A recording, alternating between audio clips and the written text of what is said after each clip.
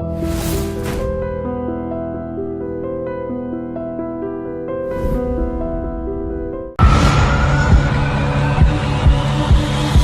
వారం మన guest diplomatic and dynamic police officer. Nalgonda జిల్లా భువనగిరి అనగానే నయం. ఈ నయం అనే వ్యక్తిని కూడా మీరు దగ్గరికి తీసుకొచ్చారా లేదా అన్నది ఒకటి వస్తే, కానీ మీరు నయ్యను దూరం పెట్టారన్నదే చాలామంది చెప్తున్నారు. అత్యంత సంతోషకరమైన దినం ఏంటి అంటే భువనగిరిలో నయం చనిపోవడమే. నాకు తెలిసిన పూర్తిలో పండునాడు కూడా అంత సంతోషపడలేము. కానీ కొంతమంది ఆఫీసర్లు నయమాన్ని కోర్టుగా మార్చుకోవడానికి అతని దగ్గర తీసుకొచ్చి అతనితో కొన్ని ఆపరేషన్ చేస్తే, కానీ మీరు మాత్రం అతను దూరంగా పెడుతూ వచ్చారు. వ్యాస్ సాబును కిరాతకంగా చంపిండు అనేది నాకు మైండ్లో ఉండే. నయీం అనేటోడు ఒక ఆ భువనగిరికి వరకు అయితే ఈవెన్ జైల్లో ఉన్నప్పుడు కూడా అతను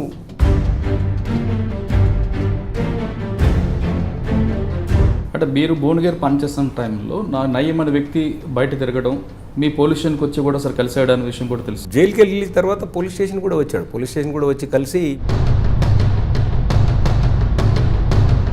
బీయింగ్ ఏ పోలీస్ ఆఫీసర్ పీడబ్ల్యూసీ నుంచి ఎప్పుడైనా థ్రెట్ ఉంటుంది. స్పెషల్ థ్రెట్ ఏమి ఉండదు నాకు నువ్వు చెప్పడం వల్ల అని నేను అతన్ని రిజెక్ట్ చేశాను. కానీ నయీం అనే వ్యక్తి ఇచ్చిన ఇన్ఫర్మేషన్ ఎందుకు మీరు రిజెక్ట్ చేయాల్సి వచ్చింది? ప్రిన్సిపల్ ప్రకారంగా నయీం వ్యక్తి కరెక్ట్ కాదు కాబట్టి అతని యొక్క ఇన్ఫర్మేషన్ తీసుకోవడం నాకు వ్యక్తిగతంగా ఇంట్రెస్ట్ లేదు. అంటే భువనగిరిలో నయీం అన్న ఒక వ్యక్తి కాకుండా అతని తమ్ముడు కూడా అలీముద్దీన్ ఉండేవాడు. అంటే వీళ్ళ అరాచకాలు ఏ విధంగా ఉండేవాడు భువనగిరి టౌన్లో? ఇప్పుడు అలీం బెల్లిలు తను చంపేసిండు, కిరాతకంగా నరికేసి చంపేసిండు.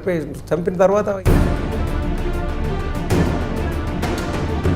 దారి తప్పే తమ్ముళ్ళకు కానీ చెల్లెళ్ళకు కానీ కొంచెం మనం వాళ్ళని కౌన్సిలింగ్ చేసి మీరు దారి తప్పుతున్నారని చెప్పాలనే ఉద్దేశంలో అట్లా చెప్పి ఉండొచ్చు. ఆమె అదృశ్యం తర్వాత ఆమె తానుగా స్వయంగా ఫారెస్ట్లోకి వెళ్ళిపోతున్నానంటూ ఒక లెటర్ క్రియేట్ చేశారు నంద్యాల నరసింహారెడ్డి గారు అంటూ బెల్లి కృష్ణ ఆరోపణ.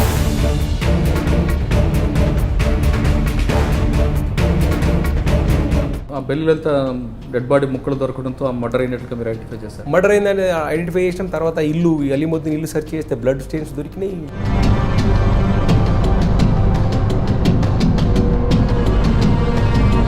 అది భువనగిరి టౌన్ ఎస్ఐగా మాధవరెడ్డి గారి ఏరియాలో ఉండగా మాధవరెడ్డి చనిపోవడం అనేది నా జీవితంలో కాకుండా భువనగిరి ప్రజలుగా తెలంగాణ రాష్ట్రంలో కూడా దురదృష్టమైన సంఘటన. ఇప్పుడు భువనగిరి టౌన్లో మీరు అన్నట్లు నయీం అనే వ్యక్తి ఎలా చెలరేగేవాడు? మాధవరెడ్డి హత్య తర్వాత మీ దగ్గరకు వచ్చి ఏ విధంగా మీట్ అయ్యేవాడు? కొంత యూత్ను అన్సోషల్ ఎలిమెంట్స్ని తయారు చేసుకుని తనకంటూ ఒక గ్రూప్ చేసి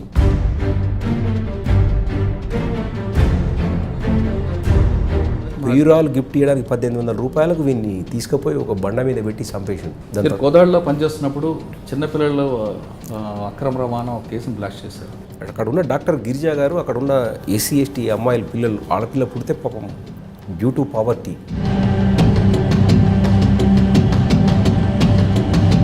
సొసైటీకి వ్యతిరేకంగా చేసే ఏ మనిషి చనిపోయినా ప్రజలు సంతోషిస్తారు.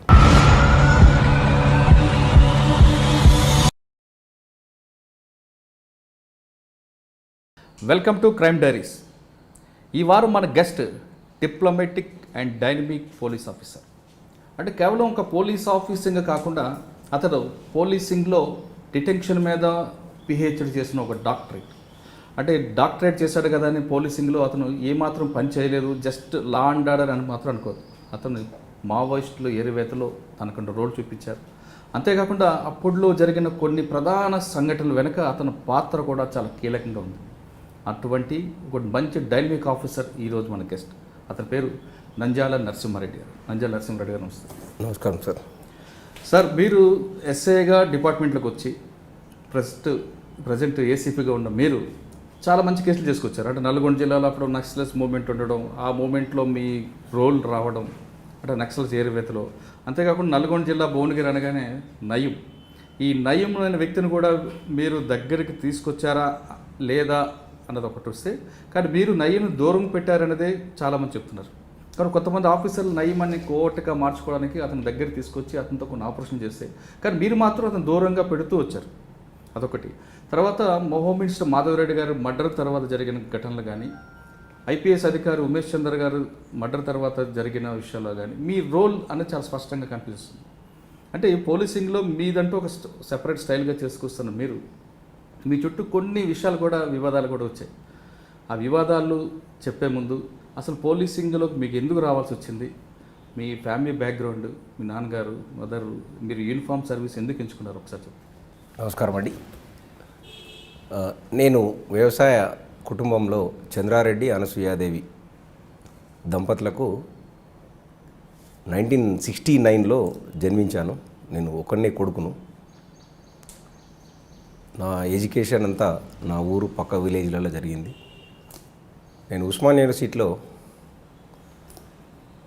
ఎంఏ పొలిటికల్ సైన్స్ చేసేటప్పుడు ఈ 1990లో రిక్రూట్మెంట్ పడ్డది.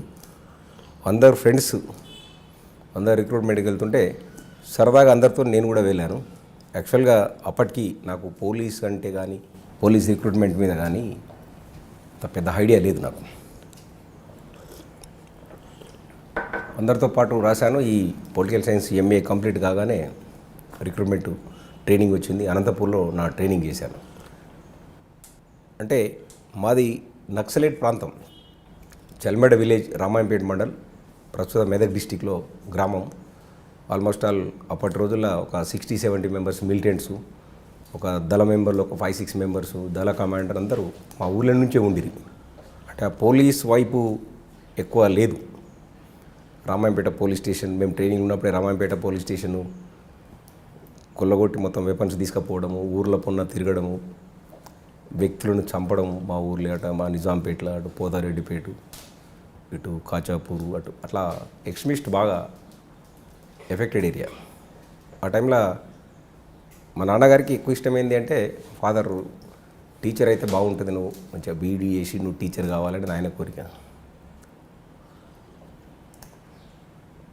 లా చేసి కొంచెం లిబరల్గా హైదరాబాద్కి వచ్చిన తర్వాత ప్రొఫెషన్ సెలెక్ట్ చేసుకున్నాను. ఇప్పుడే టీచర్ ఎందుకు అనే ఉద్దేశంలో నేను ఫస్ట్ ఉస్మాన్ యూనివర్సిటీ ఎంటర్ అయినాను. ఆ టైంలో అప్పుడు రాసిన ఎగ్జామ్స్లలో ఈ జాబ్ వచ్చింది, సెలెక్ట్ అయిందండి. ఫస్ట్ మీరు 92 నేను అనంతపూర్ ట్రైనింగ్ చేశాను. 93 డిసెంబర్ నల్గొండ డిస్టిక్లో రిపోర్ట్ చేశాను. నా first posting Nalgonda rural. Nalgonda rural తర్వాత నేను ఈ జాబ్ లీవ్ పెట్టి వచ్చేసి మళ్ళీ గ్రూప్ 1 చదువుకున్నాను. మళ్ళీ I couldn't succeed it. Then I join the department. మళ్ళీ దేవరకొండ ఎస్ఐ, అప్పటి రవిగుప్తా ఎస్పీ గారు ఉంటుంది, ఆ లీవ్ను ట్రీట్ చేస్తూ మళ్ళీ నన్ను డిపార్ట్మెంట్లోకి తీసుకున్నాడు. దాని తర్వాత నేను నార్కెట్పల్లి, భువనగిరి టౌన్, కోదాడ, బీబీ నగర్, బొమ్మల రామారం చేస్తూ ప్రమోషన్ వచ్చిన తర్వాత నేను సైబరాబాద్కి వచ్చాను. ఇందులో మీరు అడిగిన క్వశ్చన్కు భువనగిరి నయీం ఇష్యూదైతే మా రిక్రూట్మెంటు చైర్మన్ విజయరామారావు సార్, అప్పుడు డిఐజీ కృష్ణమూర్తి సారు, వ్యాస్ సాబ్ మెంబరు. అంటే వ్యాస్ సాబును కిరాతకంగా చంపిండు అనేది నాకు మైండ్లో ఉండే. నయీం మీద నాకు చెడు ఒపీనియన్ ఉంది. నేను భువనగిరి టౌన్ ఎస్ఐ 99లో వచ్చేవరకు నాకు చెడు ఒపీనియన్ ఉంది. దెన్ అప్పట నల్గొండ ఎస్పీ శివధర్ రెడ్డి సారు, మా ఓఎస్డి ప్రభాకర్ రావు, ప్రస్తుతము డిఐజీ ఇంటెలిజెన్స్, వాళ్ళు ఈ నయీంను ఎంటర్టైన్ చేయలే. వాళ్ళు అంటే నయీంతో సహకారం తీసుకొని ఎక్స్మిస్ట్ చేయొద్దు, మన ఓన్గా ఏదైనా ఎక్స్మిస్ట్ వర్క్ చేయాలి, పబ్లిక్ సర్వీస్ చేయాలి తప్ప నయీంని ఎంటర్టైన్ చేయలేదు. అందులో భాగంగా నా ఓన్ ఎయిమ్ ఉంది, ఆఫీసర్స్ నాకు సపోర్ట్ చేశారు కాబట్టి నేను నయీం సహకారం తీసుకుని. మీరు పనిచేస్తున్న టైంలో భువనగిరి వచ్చేసరికి మావోయిస్ట్ బాగా ఎఫెక్ట్ ఉండేది. ఆ టైంలో మీకన్నా ముందు పనిచేస్తున్న ఆఫీసర్ అందరూ కూడా నయీం ఇచ్చిన ఇన్ఫర్మేషన్ బేస్ చేసుకుని కొన్ని దళాలు లేపడం, కొన్ని అప్పుడున్న సిచ్యువేషన్కి నయీంని వాడుకున్నారు. కానీ మీరు ఎందుకు అంత గట్టిగా, అంటే మీరు అన్నిట్లకి వ్యాస్ చంపినందుకు నయీం మీద కోపం అవ్వచ్చు, లేదా మీకున్న సుపీరియర్ బాస్లు చెప్పడం వల్ల పెట్టవచ్చు. అంటే ఈ రెండిడు కాకుండా సిచ్యువేషన్ ప్రకారం నయీం ఇచ్చిన ఇన్ఫర్మేషన్. థర్డ్ పాయింట్ కూడా పబ్లిక్లో నయీం మీద చాలా వ్యతిరేకత ఉంది. ఇతను ఒక లంప్యను, అతను ఏదో పీడబ్ల్యూజీలోకి పోయిండు, మళ్ళీ ఏదో వచ్చి పోలీసు సహాయం చేస్తుండ అనేది లేదు. ఈవెన్ నయీం చనిపోయినాడు. అత్యంత సంతోషకరమైన దినం ఏంటి అంటే భువనగిరిలో నయీం చనిపోవడమే. నాకు తెలిసిన పూర్తిలో పండునాడు కూడా అంత సంతోషపడలేము. అక్కడ ఉన్న గంజులున్న సేట్లు కానీ, వ్యాపారవేత్తలు కానీ, విలేజ్ లెవెల్లో మండల్ లెవెల్ ఉన్న లీడర్ కానీ నయీం చనిపోయినాడు చాలా పండుగ చేసుకున్నారు. అతను నయీం అనేటోడు ఒక ఆ భువనగిరికి వరకు అయితే ఈవెన్ జైల్లో ఉన్నప్పుడు కూడా అతను పబ్లిక్ ఇబ్బందికరమైన వ్యక్తి. అంటే మీరు భువనగిరి పనిచేస్తున్న టైంలో నయీం అనే వ్యక్తి బయట తిరగడం, మీ పోలీస్ స్టేషన్కి వచ్చి కూడా సార్ కలిసాడు అనే విషయం కూడా తెలుస్తుంది. అది ఎంతవరకు వస్తుంది? జైలుకి వెళ్ళిన తర్వాత పోలీస్ స్టేషన్ కూడా వచ్చాడు. పోలీస్ స్టేషన్ కూడా వచ్చి కలిసి, మీకు ఎక్స్ట్రీమిస్ట్ థ్రెట్ ఉంది, మీకు నేను పోలీస్కు సపోర్ట్ చేస్తున్నాను, మీరు నా సపోర్ట్ తీసుకుంటే మీకు వర్క్ అవుతుందని అడిగాడు నన్ను. నీ యొక్క సర్వీస్ కానీ నీ యొక్క ఇన్ఫర్మేషన్ కానీ నాకు అవసరం లేదు, బీయింగ్ ఏ పోలీస్ ఆఫీసర్ పీడబ్ల్యూసీ నుంచి ఎప్పుడైనా థ్రెట్ ఉంటుంది, స్పెషల్ థ్రెట్ ఏమి ఉండదు నాకు నువ్వు చెప్పడం వల్ల అని నేను అతన్ని రిజెక్ట్ చేశాను. వచ్చి అడిగాడు మా సార్. కానీ అప్పుడు ఆ పరిస్థితి భువనగిరితో పాటు నల్గొండ, బీబీనగర్ ఆ ప్రాంతం అంతా కూడా మావోయిస్టులో బాగా ఎఫెక్ట్ ఉండేది. అదే మేలచెరు అవ్వచ్చు, చాలా ఎఫెక్ట్లు జరిగాయి. మీరు అన్నట్లు బొమ్మల రామారావు దాడి కూడా జరిగింది. ఉన్నది బొమ్మల రామారావు పోలీస్ స్టేషన్ మీద దాడి చేయడం యాదగిరి ఉంటుంది. కానీ నయీం అనే వ్యక్తి ఇచ్చిన ఇన్ఫర్మేషన్ ఎందుకు మీరు రిజెక్ట్ చేయాల్సి వచ్చింది? అంటే నయీం అనే వ్యక్తి కరెక్ట్ వ్యక్తి కాడు. అంటే ప్రిన్సిపల్ ప్రకారంగా నయీం వ్యక్తి కరెక్ట్ కాదు కాబట్టి అతని యొక్క ఇన్ఫర్మేషన్ తీసుకోవడం నాకు వ్యక్తిగతంగా ఇంట్రెస్ట్ లేదు. నేను కానీ మీకన్నా ముందు పనిచేసిన ఆఫీసర్లు, సుపీరియర్స్ అందరూ అతను ఇచ్చిన ఇన్ఫర్మేషన్ బేస్ చేసుకుంటే ఎన్కౌంటర్ చేయడం కూడా జరిగింది. కొంత ఆఫీసర్స్కు అతను చేసింది నిజం కావచ్చు, మరి అతను చెప్పుకునేది ఎక్కువ ఉంటుంది కానీ కొంత నిజం చేయొచ్చు. అతను ఇన్ఫర్మేషన్ ఇవ్వలేదని రిజెక్ట్ చేయలేను, నేను డిపార్ట్మెంట్కు ఇవ్వచ్చు. కానీ అతను ఒక్కడే ఇన్ఫర్మేషన్ ఇవ్వడం వల్ల డిపార్ట్మెంట్ ఎక్స్ట్రీమిస్ట్ వర్క్ అయిందనేది నేను ఒప్పుకోలేనండి. ఎందుకంటే అతను చేయకుండా కూడా చాలామంది ఇన్ఫర్మేట్స్ ఉన్నారు, చాలా రకాలుగా ఇన్ఫర్మేట్ ఫ్లోట్ అయింది. అంటే భువనగిరిలో నయీం అన్న ఒక వ్యక్తి కాకుండా అతని తమ్ముడు కూడా అలీముద్దీన్ ఉండేవాడు. అంటే వీళ్ళ అరాచకాలు ఏ విధంగా ఉండేవాడు భువనగిరి టౌన్లో? ఈ అలీం అంటే నేను భువనగిరి టౌన్ ఎస్ఐ ఉన్నప్పుడు నయీం యొక్క అనుచరులు ఏంటంటే అక్కడ ఉన్న వ్యాపారవేత్తలను కానీ గంజిలో ఉన్న వాళ్ళని కానీ ఆ డబ్బులు వసూలు చేద్దరు. మాకు ఈ పని ఉంది, ఆ పని ఉందని చెప్తే సామాన్యులు దీని చిన్నదానికి పోలీస్కి ఎందుకు అనే ఉద్దేశంలో కొంచెం థ్రెటనింగ్ కొంచెం ఉండేది. కాబట్టి పోలీసుకు దాకా కంప్లైంట్ రాకపోయేది, కొన్ని అఫెన్స్ అయినాక తెలిసేది. ఇప్పుడు అలీం బెల్లిలతో చంపేసిండు, కిరాతకంగా నరికేసి చంపిన తర్వాత ఇన్వెస్టిగేషన్ చేస్తే అలీం అని తెలిసింది. అప్పుడు అలీంని అరెస్ట్ చేసినాం. ఎందుకు చంపిండు అంటే అప్పుడు ఆ బెల్లిలతకు ఉన్న బ్యాక్గ్రౌండ్, ఈ పీడబ్ల్యూజీ ఇవన్నీ తర్వాత బయటకు వచ్చినాయి. మొట్టమొదటి బెల్లిలత ఇవన్నీ ఎవరికి తెలియదు, తను మర్డర్ అయిన తర్వాత ఇవన్నీ బయటకు వచ్చినాయి. మీరు బెల్లిలలిత పేరు ఎత్తారు కాబట్టి ఒక క్వశ్చన్ అడుగుతాను. బెల్లిలలిత అనే వ్యక్తి పీడబ్ల్యూ తిరుగుతుందనే విషయాన్ని మీరు ఐడెంటిఫై చేశారు. అది వాళ్ళ బావకు కూడా, వాళ్ళ అన్నకు కూడా చెప్పారు. వాళ్ళ ఇంట్లో ఆమెని మీరు సర్చ్ చేశారు అని కూడా తెలుసు. అంటే అప్పుడున్న ఆఫీసర్స్ ఇన్స్ట్రక్షన్ ప్రకారంగా ఈ దారి తప్పే తమ్ముళ్ళకు కానీ చెల్లెళ్ళకు కానీ కొంచెం మనం వాళ్ళని కౌన్సిలింగ్ చేసి మీరు దారి తప్పుతున్నారని చెప్పాలనే ఉద్దేశంలో అట్లా చెప్పి ఉండొచ్చు. అంటే మీరు ఇట్లా తప్పుదారిలో పోతున్నారు, సొసైటీకి మంచి మార్గంలో పోతలేరు అని ఆ రకంగా చెప్పి ఉండొచ్చు. ఓకే. అంటే బెల్లిలలిత మర్డర్ తర్వాత మీరు వాళ్ళ తమ్ముడు చంద్రశేఖర్ని బెదిరించడం కానీ, బెల్లిలలిత అన్నని చంద్రశేఖర్ని బెదిరించడం కూడా చేశారని, అంతేకాకుండా బెల్లిలలిత పనిచేస్తున్న పత్తి కర్మాగారంలో ఒక లెటర్ తీసుకొచ్చి తానే స్వయంగా అడవుల్లోకి వెళ్ళిపోతున్నానంటూ ఆమె చేతిరాత ద్వారా లెటర్ తీసుకొచ్చి మీరే ఇచ్చారనేది కూడా ఒక ఆరోపణ. లెటర్ ఐడియా లేదండి. బట్ అంటే అంటే బెదిరించడం కాకుండా ఎక్స్ట్రీమిస్టుల వైపు పోతున్న అప్పట్లో ఉన్న ముఖ కరుణాకర్ కానీ బెల్లిలలిత కానీ కౌన్సిలింగ్ ఇచ్చినట్టు ఐడియా ఉంది నాకు. మీరు అంటే పీడబ్ల్యూజీ వైపు మీరు వెళ్తున్నారు, మీరు వెళ్ళొద్దు అనేది కౌన్సిలింగ్ భాగం. మేము కార్డినెన్స్ సర్చ్ ఆపరేషన్ చేస్తుంటే ఎన్టీఆర్ నగర్లో వీళ్ళ ఇండ్లు ఉండేది. అప్పుడు కార్డినెన్స్ సెర్చ్ చేసి సిఆర్పిఎఫ్ నుంచి కార్డినెన్స్ సెర్చ్ చేస్తే అప్పుడున్న ఎస్డిపిఓ రవీందర్ రెడ్డి గారి ఆదేశాల మేరకు కార్డినెన్స్ సెర్చ్ చేస్తుంటే వీళ్ళ ఇంట్లో కొన్ని పాంప్లెంట్స్ దొరికినాయి సీక్రెట్. అవి మాకు కావు, ఎవరు పెట్టారో మాకు తెలియదు అన్నప్పుడు అప్పుడు మందలించిన తర్వాత వాళ్ళు కృష్ణ యాదవ్ వచ్చి అడిగిండు, ఎందుకు సార్ మీరు అట్లా ర్యాష్గా మాట్లాడుతారు అంటే, మరి మీ వాళ్ళు దారిలో పెట్టుకొని అతనికి చెప్పాం, ఇది వాస్తవమే, అంటే దారిలో పెట్టుకోమని చెప్పడం వరకు పోలీస్ ఆఫీసర్ దారిలో పెట్టడం అనేది సలహా ఇవ్వడం కరెక్టే. కానీ బెల్లిలలిత మర్డర్ తర్వాత ఆమె అదృశ్యం తర్వాత ఆమె తానుగా స్వయంగా ఫారెస్ట్లోకి వెళ్ళిపోతున్నానంటూ ఒక లెటర్ క్రియేట్ చేశారు నంద్యాల నరసింహారెడ్డి గారు అంటూ బెల్లి కృష్ణ ఆరోపిస్తారు. అది లేదు, అతను లెటర్ అనేది సమస్య లేదు. ఆ మర్డర్ అయింది అనే విషయంను 3 days వరకు ధృవీకరించలేకపోయినాము. అంటే మర్డర్ ఎట్లా మీరు టౌన్ ఎస్ఐ భువనగిరి టౌన్. మీకు అప్పుడు కంప్లైంట్ ఏ విధంగా వచ్చింది? మీరు కంప్లైంట్ వాళ్ళు మర్డర్ అనేది కూడా వాళ్ళు చెప్పలేము మాకు. బెల్లిలలిత అదృశ్యమైంది అని చెప్పారు. ఆమె భర్త హైదరాబాద్లో ఉంటాడు, 2 పిల్లలు ఉన్నారు, ఆమె ఎటుపోయింది లేదు, అదృశ్యమైందని మాకు కంప్లైంట్ వచ్చింది. As a station house officer నేను రిజిస్టర్ చేశాను, కేసు రిజిస్టర్ చేసి ఇన్వెస్టిగేషన్ చేసినామంట. ఆమె ఎటుపోయింది అని. అంటే ఇప్పటిలాగా ఇమీడియట్గా మనకు సెల్ లొకేషన్ అలా కాకుండా ట్రెడిషనల్ ఇన్వెస్టిగేషన్ చేసినామంట. ఫార్మల్గా ఏ రకంగా పోద్ది, వాళ్ళ బంధువుల దగ్గరికి పోద్దా, ఎటు పోతుంది. అప్పుడు ఆ ఇన్వెస్టిగేషన్ చేసినప్పుడు ఈమెకు గొల్ల కుర్మ డోల్ దెబ్బ కన్వీనర్ స్టేట్ అనే ఒక పదం ఉంది. ఈమె పాటలు పాడుతుంటుంది. ఆ పాటలు పాడినప్పుడు ఎక్కడెక్కడ ఉన్నాయని కొంచెం కొన్ని సీడీలలో ఈమె దొరికిన తర్వాత దాన్ని అనలైజ్ చేస్తే డెప్త్గా పోతే అప్పుడు పీడబ్ల్యూతో సంబంధాలు ఉన్నట్టు తెలిసినాక మీరేందా పీడబ్ల్యూతో సంబంధం ఉన్నది, అటుపోయిందా ఇటుపోయిందా మాకు తెలియదు కదా, మేము ట్రేస్ చేస్తాము అని కొంత రాష్ట్రం మాట్లాడి ఉండొచ్చు. బట్ బెదిరించిన తర్వాత బెల్లిలలిత డెడ్ బాడీ ముక్కలు దొరకడంతో మర్డర్ అయినట్లుగా మీరు ఐడెంటిఫై చేశారు. మర్డర్ అయిందని ఐడెంటిఫై చేసిన తర్వాత అలీముద్దీన్ ఇల్లు సెర్చ్ చేస్తే బ్లడ్ స్టెయిన్స్ దొరికినాయి. కేసు రిజిస్టర్ చేసి వాళ్ళని రిమాండ్ చేసినాం. అప్పుడు నా ఇన్స్పెక్టర్ సత్యనారాయణరావు సార్, నేను రవీంద్ర రెడ్డి సార్, అంత టీము వేరే పైడున్న ఆఫీసర్స్ అందరూ కూడా తెచ్చి రిమాండ్ చేసినాం. రిమాండ్ చేసిన తర్వాత దాని తర్వాత కాన్సిక్వెన్స్గా ముఖ కరుణాకర్ను వాళ్ళు చంపారు. ఇట్లా వెళ్ళితో ఇట్లా ఆ కాన్సిక్వెన్స్లో మర్డర్స్ జరిగినాయి అక్కడ. అది కొంచెం సంచలనాత్మకంగానే జరిగినాయి అక్కడ. అంటే మీరు అక్కడిని భువనగిరి వచ్చిన తర్వాత మాధవరెడ్డి గారు కూడా మాధవరెడ్డి కూడా దాడి జరగడం కూడా జరిగినట్లు మాధవరెడ్డిని అప్పుడు ఒకసారి ఆ సిచ్యువేషన్ ఏం జరిగింది చెప్పు. అది భువనగిరి టౌన్ ఎస్ఐగా మాధవరెడ్డి గారి ఏరియాలో ఉండగా మాధవరెడ్డి చనిపోవడం అనేది నా జీవితంలో కాకుండా భువనగిరి ప్రజలుగా తెలంగాణ రాష్ట్రంలో కూడా దురదృష్టమైన సంఘటన అది జరగడం అనేది. అంత మంచి నాయకుడిని కోల్పోవడం తెలంగాణ ప్రజల కూడా బాధపడాల్సిన విషయమే. ఎందుకంటే ఒక మంచి నాయకుడు హోమ్ మినిస్టర్ ఉన్నప్పుడు పీడబ్ల్యూజీని అంతమొందించడం అనేది పోలీసు కూడా ప్రెస్టేజ్. అప్పుడున్న రత్నారెడ్డి సార్ ఐజీ గారు ఆయన అపాయింట్ చేసుకున్న టీము అహర్నిశలు కష్టపడి 29 రోజుల్లో డిటెక్ట్ చేయడంతో పాటు అందులో ఉన్న మెజారిటీ 4 మెంబర్స్ ఎక్స్చేంజ్ ఆఫ్ ఫైల్లో చనిపోయారు. ఓకే, అది ఒక గుడ్ న్యూస్.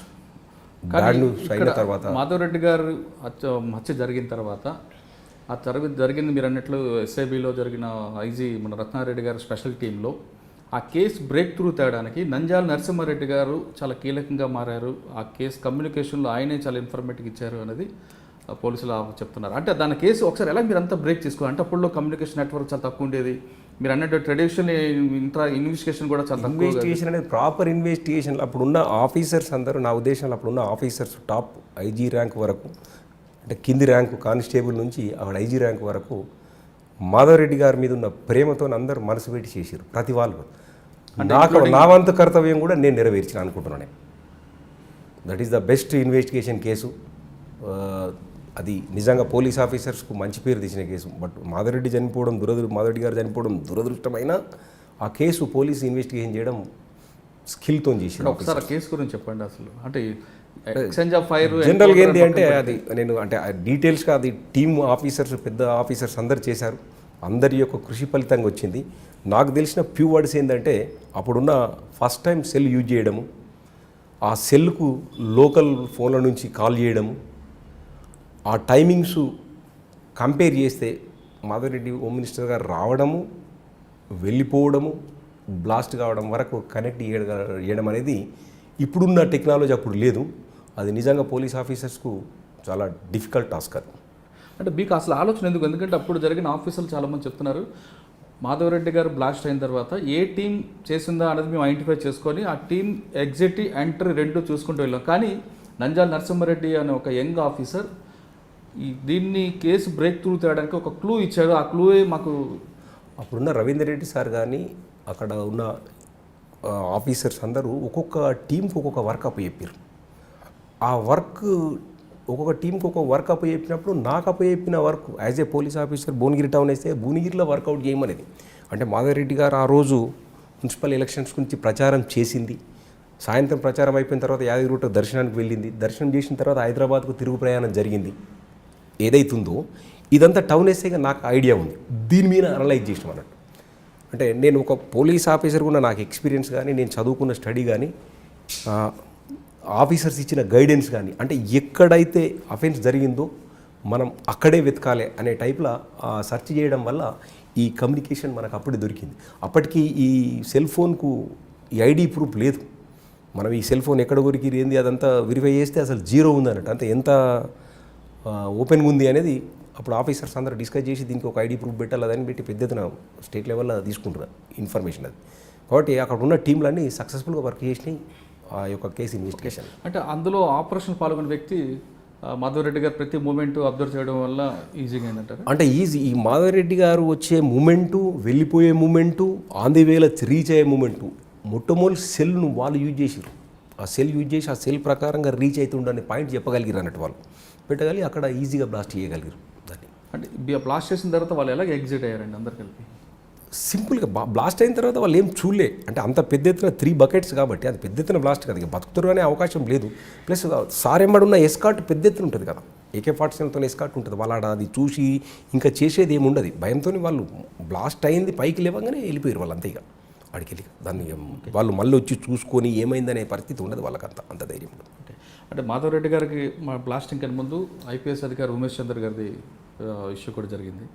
దాని తర్వాత బుడ్డా వెంగళరెడ్డి. బుడ్డ వెంకటరెడ్డి గారు, ఐపీఎస్ ఉమాచంద్ర సారు, మాధవరెడ్డి గారు చంపిన టీం ఒకటే టీం, అది ఒకటే టీం. ఫర్దర్ కొందరు ఆఫీసర్లను కూడా టార్గెట్ చేసిర్రు, బట్ లక్కీలీ పోలీసు బ్రేక్ చేసింది. లేకుంటే ఇంకా పోలీస్ డిపార్ట్మెంట్ కానీ ఇంకా కొంత పొలిటీషియన్స్ కానీ ఇబ్బంది ఉండేది ఆ టీం ఉంటే. ఆ టీం బ్రేక్ ఎలాగైందంటారు? అది ఇక్కడ కుక్కట్పల్లి నుంచి కూడా లీడ్ స్టార్ట్ అయ్యింది అని చెప్తుంటారు. ఇదంతా అంటే ఆపరేషన్లో భాగం, అది అంటే టోటల్ ఆపరేషన్లో భాగం. టోటల్ ఇట్స్ కనెక్టెడ్ భాగం మీ కనెక్టెడ్ టు కమ్యూనికేషన్ తోడ్పాటు బాగా జరిగింది అక్కడ. ఆ కమ్యూనికేషన్ యొక్క యూసేజ్ వల్ల పోలీస్ మంచిగా చేయగలిగింది. అంటే నేను దాని గురించి పూర్తి కంప్లీట్గా అడగకపోయినా అంటే ఒక లీడ్ ఎక్కడ దొరికింది అంటున్నారు? పర్టికులర్గా ఒక టీం చేసింది లీడ్ అనేది ఒక అంటే ఈ ఏదైతే కమ్యూనికేషన్లో ఫైండ్ అవుట్ అయిందో 6 మెంబర్స్తో ఒక టీం ఉంది అనేది ప్రెజంప్షన్ పెట్టి దాన్ని అంతా డీటెయిల్ తీసుకున్నాక టీం ఉంది కానీ ఆ టీంను ఫాలో అప్ చేశారు. ఆ టీం వల్ల ఈజీ అయిపోయింది. ఏదైతే మన స్పెషల్ ఇన్వెస్టిగేషన్ టీం ఉందో, ఈ అసైనేషన్ ఆఫ్ మాధవరెడ్డి గారు, బుడ్డ వెంగళరెడ్డి గారు, ఉమేష్ చంద్ర గారిని చేసింది ఒక టీం. ఇదంతా కాన్సెప్ట్ అంటే సీక్వెన్స్ ఆఫ్ అఫెన్స్లు జరుగుతున్నాయి, ఎక్కడెక్కడికి వెళ్ళి ఆపరేట్ చేస్తారు, ఏడికెళ్ళి చేస్తారు అనేది ఆ మూమెంట్ బట్టి ఆ మూమెంట్ నుంచి ఫాలో అప్ అయ్యి వర్కౌట్ చేశారు. That is the great work of police department. Okay, అంటే మాధవ్ గారి విషయం పక్కన పెడితే అప్పుడులో భువనగిరి టౌన్లో మీరు అన్నట్లు నయీం అనే వ్యక్తి ఎలా చెలరేగేవాడు? మాధవ్ గారి హత్య తర్వాత మీ దగ్గరకు వచ్చి ఏ విధంగా మీట్ అయ్యేవాడు? దాని తర్వాత ఇతను జైలుకి వెళ్ళి రిలీజ్ అయ్యి వచ్చేసి పీడబ్ల్యూజీకి అగ్నెస్ట్గా ఒక చిన్న తయారు చేసుకొని కొంత ఇన్ఫర్మేషన్ పోలీస్ ఆఫీసర్స్కి ఇచ్చి ఉండొచ్చు. బట్ దాంతోపాటు అతను ఒక మూటా లెక్క ఏర్పడంట. అంతకుముందే అతను లంపియన్ క్యారెక్టర్. అతను భువనగిరిలో అతనికి మంచి పేరు లేదు, భయం క్రియేట్ చేసిండు, ప్రతి వాళ్ళకు భయం క్రియేట్ చేసిండు. కొంత యూత్ను అన్సోషల్ ఎలిమెంట్స్ని తయారు చేసుకొని తనకంటూ ఒక గ్రూప్ చేసి కొన్ని మర్డర్స్, ఇప్పుడు మర్డర్ చేసిండు. ఒక టైర్ల కొట్టులలో తండ్రి కొడుకులను పైసలు ఇవ్వకుంటే అనుచరులు వచ్చి చంపేసి. అంటే మీరు ఎస్ఐగా పనిచేస్తున్నప్పుడు ఎస్హెచ్కున్నప్పుడు భువనగిరి టౌన్లో భువనగిరి టౌన్లో మర్డర్ చేసిండు ఆయన. ఒక ఇప్పుడు బెల్లిలతో మర్డరే కాకుండా టైర్ల కొట్టు ఒక తండ్రిని కొడుకుని చంపేసారు. మరి మీరు కంట్రోల్ చేయలేపారు? కంట్రోల్ చేసినాం, అంటే పట్టుకున్న తర్వాత టఫ్గా డీల్ చేసినాం. దాంతో ఆ మర్డర్ అయిన తర్వాత నయీం యొక్క మూమెంట్ భువనగిరి టౌన్లో నేను ట్రాన్స్ఫర్ అయిపోయే వరకు లేదు. ఈవెన్ ఎంటర్ కూడా కాలేదు అతను, భువనగిరి టౌన్లోకి ఎంటర్ కూడా కాలేదు. నేను ట్రాన్స్ఫర్ అయిపోయినాక వచ్చు. అది that is the only incident. అతని తమ్ముడు బెల్లెలతను చంపడము, అతని అనుచరులు వీళ్ళని చంపడం, ఇక దాని తర్వాత ఇన్సిడెంట్స్ కాలేదు ఆ పీరియడ్. కానీ మధ్యలో మీ దగ్గరకు వచ్చి మీకు ఏదో ఇన్ఫర్మేషన్ ఇస్తానంటే మేము అంటే ఇప్పుడు మనం రిస్ట్రిక్షన్స్ పెట్టినాం. వాని యొక్క అనుచరులను తీసుకురావడం, ఇబ్బంది పెట్టడం, అంటే ఇట్లా చట్ట ప్రకారంగా ఉండాలని వాళ్ళని బౌండరీ చేయడం. ఇబ్బంది పెట్టడం మీన్స్ అంటే వాడిని మూమెంట్ డబ్బులు వసూలు చేయకుండా ఆ టైప్లో ప్రివెన్షన్ చేసినాం. అతను ప్రివెన్షన్ చేస్తే వానికి మూమెంట్ ఇబ్బంది అయితే పోలీస్ స్టేషన్కి వచ్చి మీరు టార్గెట్ మీకు హెల్ప్ చేస్తాం మీద అని చెప్తుంటే రిజెక్ట్ చేసినాం. అది అవసరం లేదండి. అంటే మీకు అప్పుడు ఏ ఆఫీసర్స్ నయీం నా దగ్గర రానివద్దని చెప్పాల్సి వచ్చింది? అప్పుడు క్లియర్ కట్ ఇంతకుముందు చెప్పాము. శివధరెడ్డి సారు ఎస్పీ గారు, ఇప్పుడు ఐజీ గారు, ఇప్పుడు డిఐజీ గారు, అప్పుడు ఓఎస్డి మాకు నల్గొండ, వాళ్ళిద్దరు ఆఫీసర్స్ క్లియర్గా నయీం యొక్క సహకారంతో చేసే ఎక్స్ట్రీమిస్ట్ మనం చేయాల్సిన అవసరం లేదని క్లారిటీగా చెప్పారు అప్పుడు. అంటే బాలసుబ్రహ్మణ్యం గారు కూడా చేశారు కదా. దాని తర్వాత సజ్జనార్ సార్ వచ్చిండు. సజ్జనార్ సార్ కూడా అదే వేళ ఈయన హెల్ప్ తీసుకోలేదు. తర్వాత బాలసుబ్రహ్మణ్యం సార్ వచ్చారు. మాకైతే ఈ ముగ్గురు ఆఫీసర్స్ ఎవరు కూడా హెల్ప్ తీసుకోమని చెప్పారు. బాలసుబ్రహ్మణ్యం గారు మీకు ఏం చెప్పారండి? క్లియర్ కట్ ఆ భువనగిరి విషయంలో వరకు అప్పుడు నేను భువనగిరి లేను కాబట్టి నాకు బాలసుబ్రహ్మణ్యం సార్ పీరియడ్ నేను కోదాడ టౌన్లో ఉన్నా. Okay, only Shivadhar Reddy sir period మాత్రమే నేను భువనగిరి టౌన్లో ఉన్నా. ఫర్దర్ వచ్చిన ఆఫీసర్స్ కూడా నాకు మంచి. అంటే భువనగిరిలో అరాచకాలకి కానీ మీరు అంటున్నారా వాడు ఒక అరాచక శక్తిగా అతను స్టూడెంట్ ఉన్నప్పుడే అరాచక శక్తిగా ఉంది, పేరు మంచి పేరు లేదు. కానీ కొంతమంది ఆఫీసర్లు వాడి ఇచ్చిన ఇన్ఫర్మేషన్తో కొంత దళాన్ని కట్టడి చేసేవాటారు. అంటే ఒక యాంటీ సోషల్ ఎలిమెంట్ని కోవర్ట్గా మనం సపోర్ట్ చేయడం కరెక్ట్ అంటారు కాదంటారు? అంటే వీ కాంట్ జడ్జ్. ఎందుకంటే అప్పుడున్న పరిస్థితులలో ఒక రకంగా చెప్పాలంటే extremist is the main issue. ఈ రౌడీయిజము ఇంకోటి అంత పెద్ద ఫ్యాక్షనిజం అంత ఇష్యూ కాదు. అంటే ఎక్స్ట్రీమిస్ట్ వల్ల పబ్లిక్ సఫర్ అవుతుంది, గవర్నమెంటు సఫర్ అవుతుంది, పోలీస్ ఆఫీసర్ అంతకంటే సఫర్ అవుతారు. కాబట్టి ఏ రకంగా అయినా ఎక్స్ట్రీమిస్ట్ నుంచి ప్రజలను కాపాడాలనే విషయంలో ఆఫీసర్స్ తీసుకున్న decision maybe correct, may not be correct. I can't judge it because అప్పుడున్న పరిస్థితులలో శత్రువు మిత్రువు అనుకుర్రా. తర్వాత పోలీసుని అడ్డం పెట్టుకుని ఒక గ్యాంగ్స్టర్గా ఎదగడానికి సహకరించడం ఎంత కరెక్ట్ కావడానికి కారణం ఏంటంటే అతను పోలీస్ గ్రిప్ నుంచి వెళ్ళిపోయింది. ఎక్స్ట్రీమిస్ట్ 2004-05 వచ్చే వరకు ఎక్స్ట్రీమిస్ట్ వరకు తగ్గింది, ఎక్స్ట్రీమిస్ట్ ప్రాధాన్యత తగ్గడం వల్ల ఏంటంటే అతను పోలీస్ గ్రిప్లో ఉన్నట్టే ఉండి అతను ఒక అన్సోషల్ ఎలిమెంట్గా తయారైండు. దాంతో ఏమైంది అన్సోషల్ వర్క్స్ ఎక్కువ చేస్తుండు. అతని మకాం సిద్దిపేట సిటీకి మార్చిన తర్వాత భువనగిరికి కాన్సన్ట్రేషన్ తగ్గింది. అంటే ఎవరి గ్రిప్లో ఉన్నాడా అనేది అర్థం కాకుండా పోయింది. అతను కొంచెం ఎదగడానికి అవకాశం వచ్చిందేమో అని అనుకుంటాను నేను యాజ్ ఏ పోలీస్ అంటే ఆఫీసర్. ఫైనల్గా అతను భువనగిరి మన నయీం ఎపిసోడ్ వరకు వచ్చేసరికి నయీంని ఎన్కౌంటర్ చేయడం కరెక్ట్ అంటారా కాదంటారా? It's true, correct. ఎందుకంటే ఎక్స్చేంజ్ ఆఫ్ ఫైర్లో నయీం చనిపోవడము నాకు తెలిసినప్పుడు ఒక సింగిల్ పర్సన్ కూడా బాధపడలేకుండా ఉండొచ్చు. ఎందుకంటే సొసైటీకి వ్యతిరేకంగా చేసే ఏ మనిషి చనిపోయినా ప్రజలు సంతోషిస్తారు. నయీం చనిపోయిందని బాధపడుతున్నారని నేను అనుకో. మీ కొలీగ్స్ కూడా అతన్ని సపోర్ట్ చేయట్లేదు, కానీ వాళ్ళు చెప్పే వెర్షన్ ఏంటంటే నయీం అనే వ్యక్తి పులి మీద స్వారీలా చేయాల్సి వచ్చింది, తప్పని పరిస్థితిలో అతన్ని మేము గ్యాదర్ చేసాం, అతని ఇచ్చిన ఇన్ఫర్మేషన్తో కొంత వర్క్ చేసాం, కానీ తర్వాత అతను ఈ విధంగా మారుతాడు, మేము పులి మీద కింద దిగితే పులి తింటుంది అన్న పరిస్థితి తీసుకొచ్చాడు అని అంటున్నారు. అది ఎంతవరకు కరెక్ట్ అంటారు? అంటే ఫైనల్గా అంటే ఒక నేనేమంటున్నా అంటే I can't judgement properly, because వాళ్ళు ఏ పరిస్థితుల్లో నయీం ఇన్ఫర్మేషన్ తీసుకుర్రు, ఎక్కడ తీసుకుర్రు కూడా నాకు తెలియదు. నేను పోలీస్ ఆఫీసర్ ఉన్నప్పుడు నయీం తమ్ముడు ఒకటి బెల్లెలతో మర్డర్ చేయడము వల్ల అది చేయడం, అది మేము ప్రివెంట్ చేసి వాళ్ళు అప్పుడు ఉన్న ఆఫీసర్స్ కూడా నాకు సహకరించారు. అంటే ఏమంటారు, నాకు గైడ్ చేసిరు, ఎస్ ఫర్మ్గా యాక్షన్ తీసుకోవాలన్నారు. బట్ తర్వాత జరిగిన పరిణామాలకు నేను అక్కడ లేను, కోదా టౌన్కు ట్రాన్స్ఫర్ అయినా. బట్ తర్వాత పరిణామాలు ఏం జరిగినాయి అనేది అంటే ఆ పరిస్థితిలో వీళ్ళు ఏ రకంగా చర్య తీసుకున్నారు అనేది కూడా నేను ఐ కాంట్ జడ్జ్ అన్నట్టు. రైట్ ఆర్ రాంగ్ అనేది మనం ఎట్లా చెప్తాం? అక్కడ వాళ్ళ పరిస్థితి ఏముంది, నయీం ఎంతవరకు సహకరించిండు, ఆ దళాలు ఎంతవరకు ఇబ్బంది పెట్టినాయి టోటల్గా. నేను అంటే నయీం సమాచారం ఇవ్వలేదు పోలీసు వాళ్ళకి చెప్పడానికి వీల్లేదు, ఇచ్చేయడానికి కూడా చెప్పడానికి వీల్లేదు. అంటే తీసుకున్న ఆఫీసర్ ఇన్ఫార్మెంట్ ఆయన సీక్రెట్ మెయింటైన్ చేస్తాడు కదా, ఆయన ఎక్కడ ఆర్ఫర్మేషన్ తీసుకుంటుండు ఏందనేది కూడా తెలియదు. ఇంకా భువనగిరిలో నయీం టాపిక్ పక్కన పెడితే మీరు భువనగిరి నుంచి ఎక్కడికి ట్రాన్స్ఫర్ అయ్యారు? భువనగిరి నుంచి నేను కోదా టౌన్ ట్రాన్స్ఫర్ అయినాను. కోదా టౌన్లో నేను పనిచేశాను అక్కడ. అప్పుడు మాకు SP Sajjanar sir and Balasubrahmanyam sir ఉంటుంది. నేను అక్కడ మంచి ఫ్యాక్షన్. బిఫోర్ దట్ భువనగిరి, మీరు అంటే ఎక్స్ట్రీమిస్ట్ మీదనే కాన్సన్ట్రేషన్. బిఫోర్ దట్ భువనగిరి నేను ఫస్ట్ పోస్టింగ్ నల్గొండ రూరల్. అక్కడ ఫ్యాక్షనిజం ఉండేది. ఫ్యాక్షనిజంను మంచి కంట్రోల్ చేసినాడు. అంటే ఆడేందంటే బిట్వీన్ కాకుల కొండారంలో ఉండే అక్కడ సిపిఎం డామినేటెడ్ విలేజ్, దొనకలు ఉండే కాంగ్రెస్ డామినేటెడ్ విలేజ్. అక్కడ ఆడేమందరు అంటే కాంగ్రెస్లు చేసేది కరెక్ట్, అక్కడ సిపిఎంలు చేసేది. ఇద్దరు మైనార్టీ యొక్క పార్టీలో కొంచెం ఉండేది, అది బాగా ప్రివెంట్ చేసాను. దాని తర్వాత దేవరకొండ ట్రాన్స్ఫర్ అయినా. దేవరకొండలో కూడా కమ్యూనల్ ఉండేది. ఆల్మోస్ట్ ఒక 15 సంవత్సరాలు మళ్ళీ కమ్యూనల్ లేదు. నేను కర్ఫ్యూ ఉన్నప్పుడు పోయి రవిగుప్తా సార్ ఇచ్చే కర్ఫ్యూలో తీసుకోదరు కదా సార్ అంటే, మన పోలీసులకు అవన్నీ ఏముండే బాబు, నువ్వు పోయి తీసుకో, నువ్వు వర్క్ చేయమని చెప్పి. మరి నేను కర్ఫ్యూలో తీసుకుంటే ప్రాబ్లం అంటే, ఏం ప్రాబ్లం అయితే నేను ఇక్కడ ఉండగా నువ్వు అక్కడ వచ్చి వర్క్ చేయమని. నేను పోయి వర్కౌట్ చేసిన అక్కడ 1.5 year వర్కౌట్ చేస్తే అక్కడ తెలుగుపల్లి, పడుమట్పల్లి ఫ్యాక్షనిజం ఉండే, అవి మంచి కంట్రోల్ చేసినాడు. అక్కడ మంచి పోలీసింగ్ చేసిన. ఈ కమ్యూనల్ కూడా ప్రివెంట్ చేసిన. అప్పుడు extremist Dindi police station blast చేసింది, యాచారం పోలీస్ స్టేషన్ బ్లాస్ట్ చేసింది. అక్కడ దిండి పోలీస్ స్టేషన్ తర్వాత అక్కడ ఇక్కడ చిన్న చిన్న నాంపల్లి ట్రెజరీ మీద అటాక్ చేసింది. ఆ టైంలో దేవరకొండలో చాలా 7 o'clock తర్వాత చాలా ఇబ్బందిగా ఉండేది. సిఆర్పిఎఫ్ క్యాంపులు అట్లా పెట్టుకొని చేసినప్పుడు ఐ సాటిస్ఫైడ్ మై జాబ్. అంటే ఏ మాత్రం ఇన్సిడెంట్ కాకుండా 20 ఇన్సిడెంట్ ఫ్రీగా నేను 1.5 year పనిచేసాను. దాని తర్వాత నార్కెట్పల్లి చేసాను. అక్కడ కూడా అమ్మన బోల్ ఫ్యాక్షనిజం, పల్లెపాడు ఫ్యాక్షనిజం మర్డర్ అయితే అక్కడ కూడా మంచి పని చేసాను.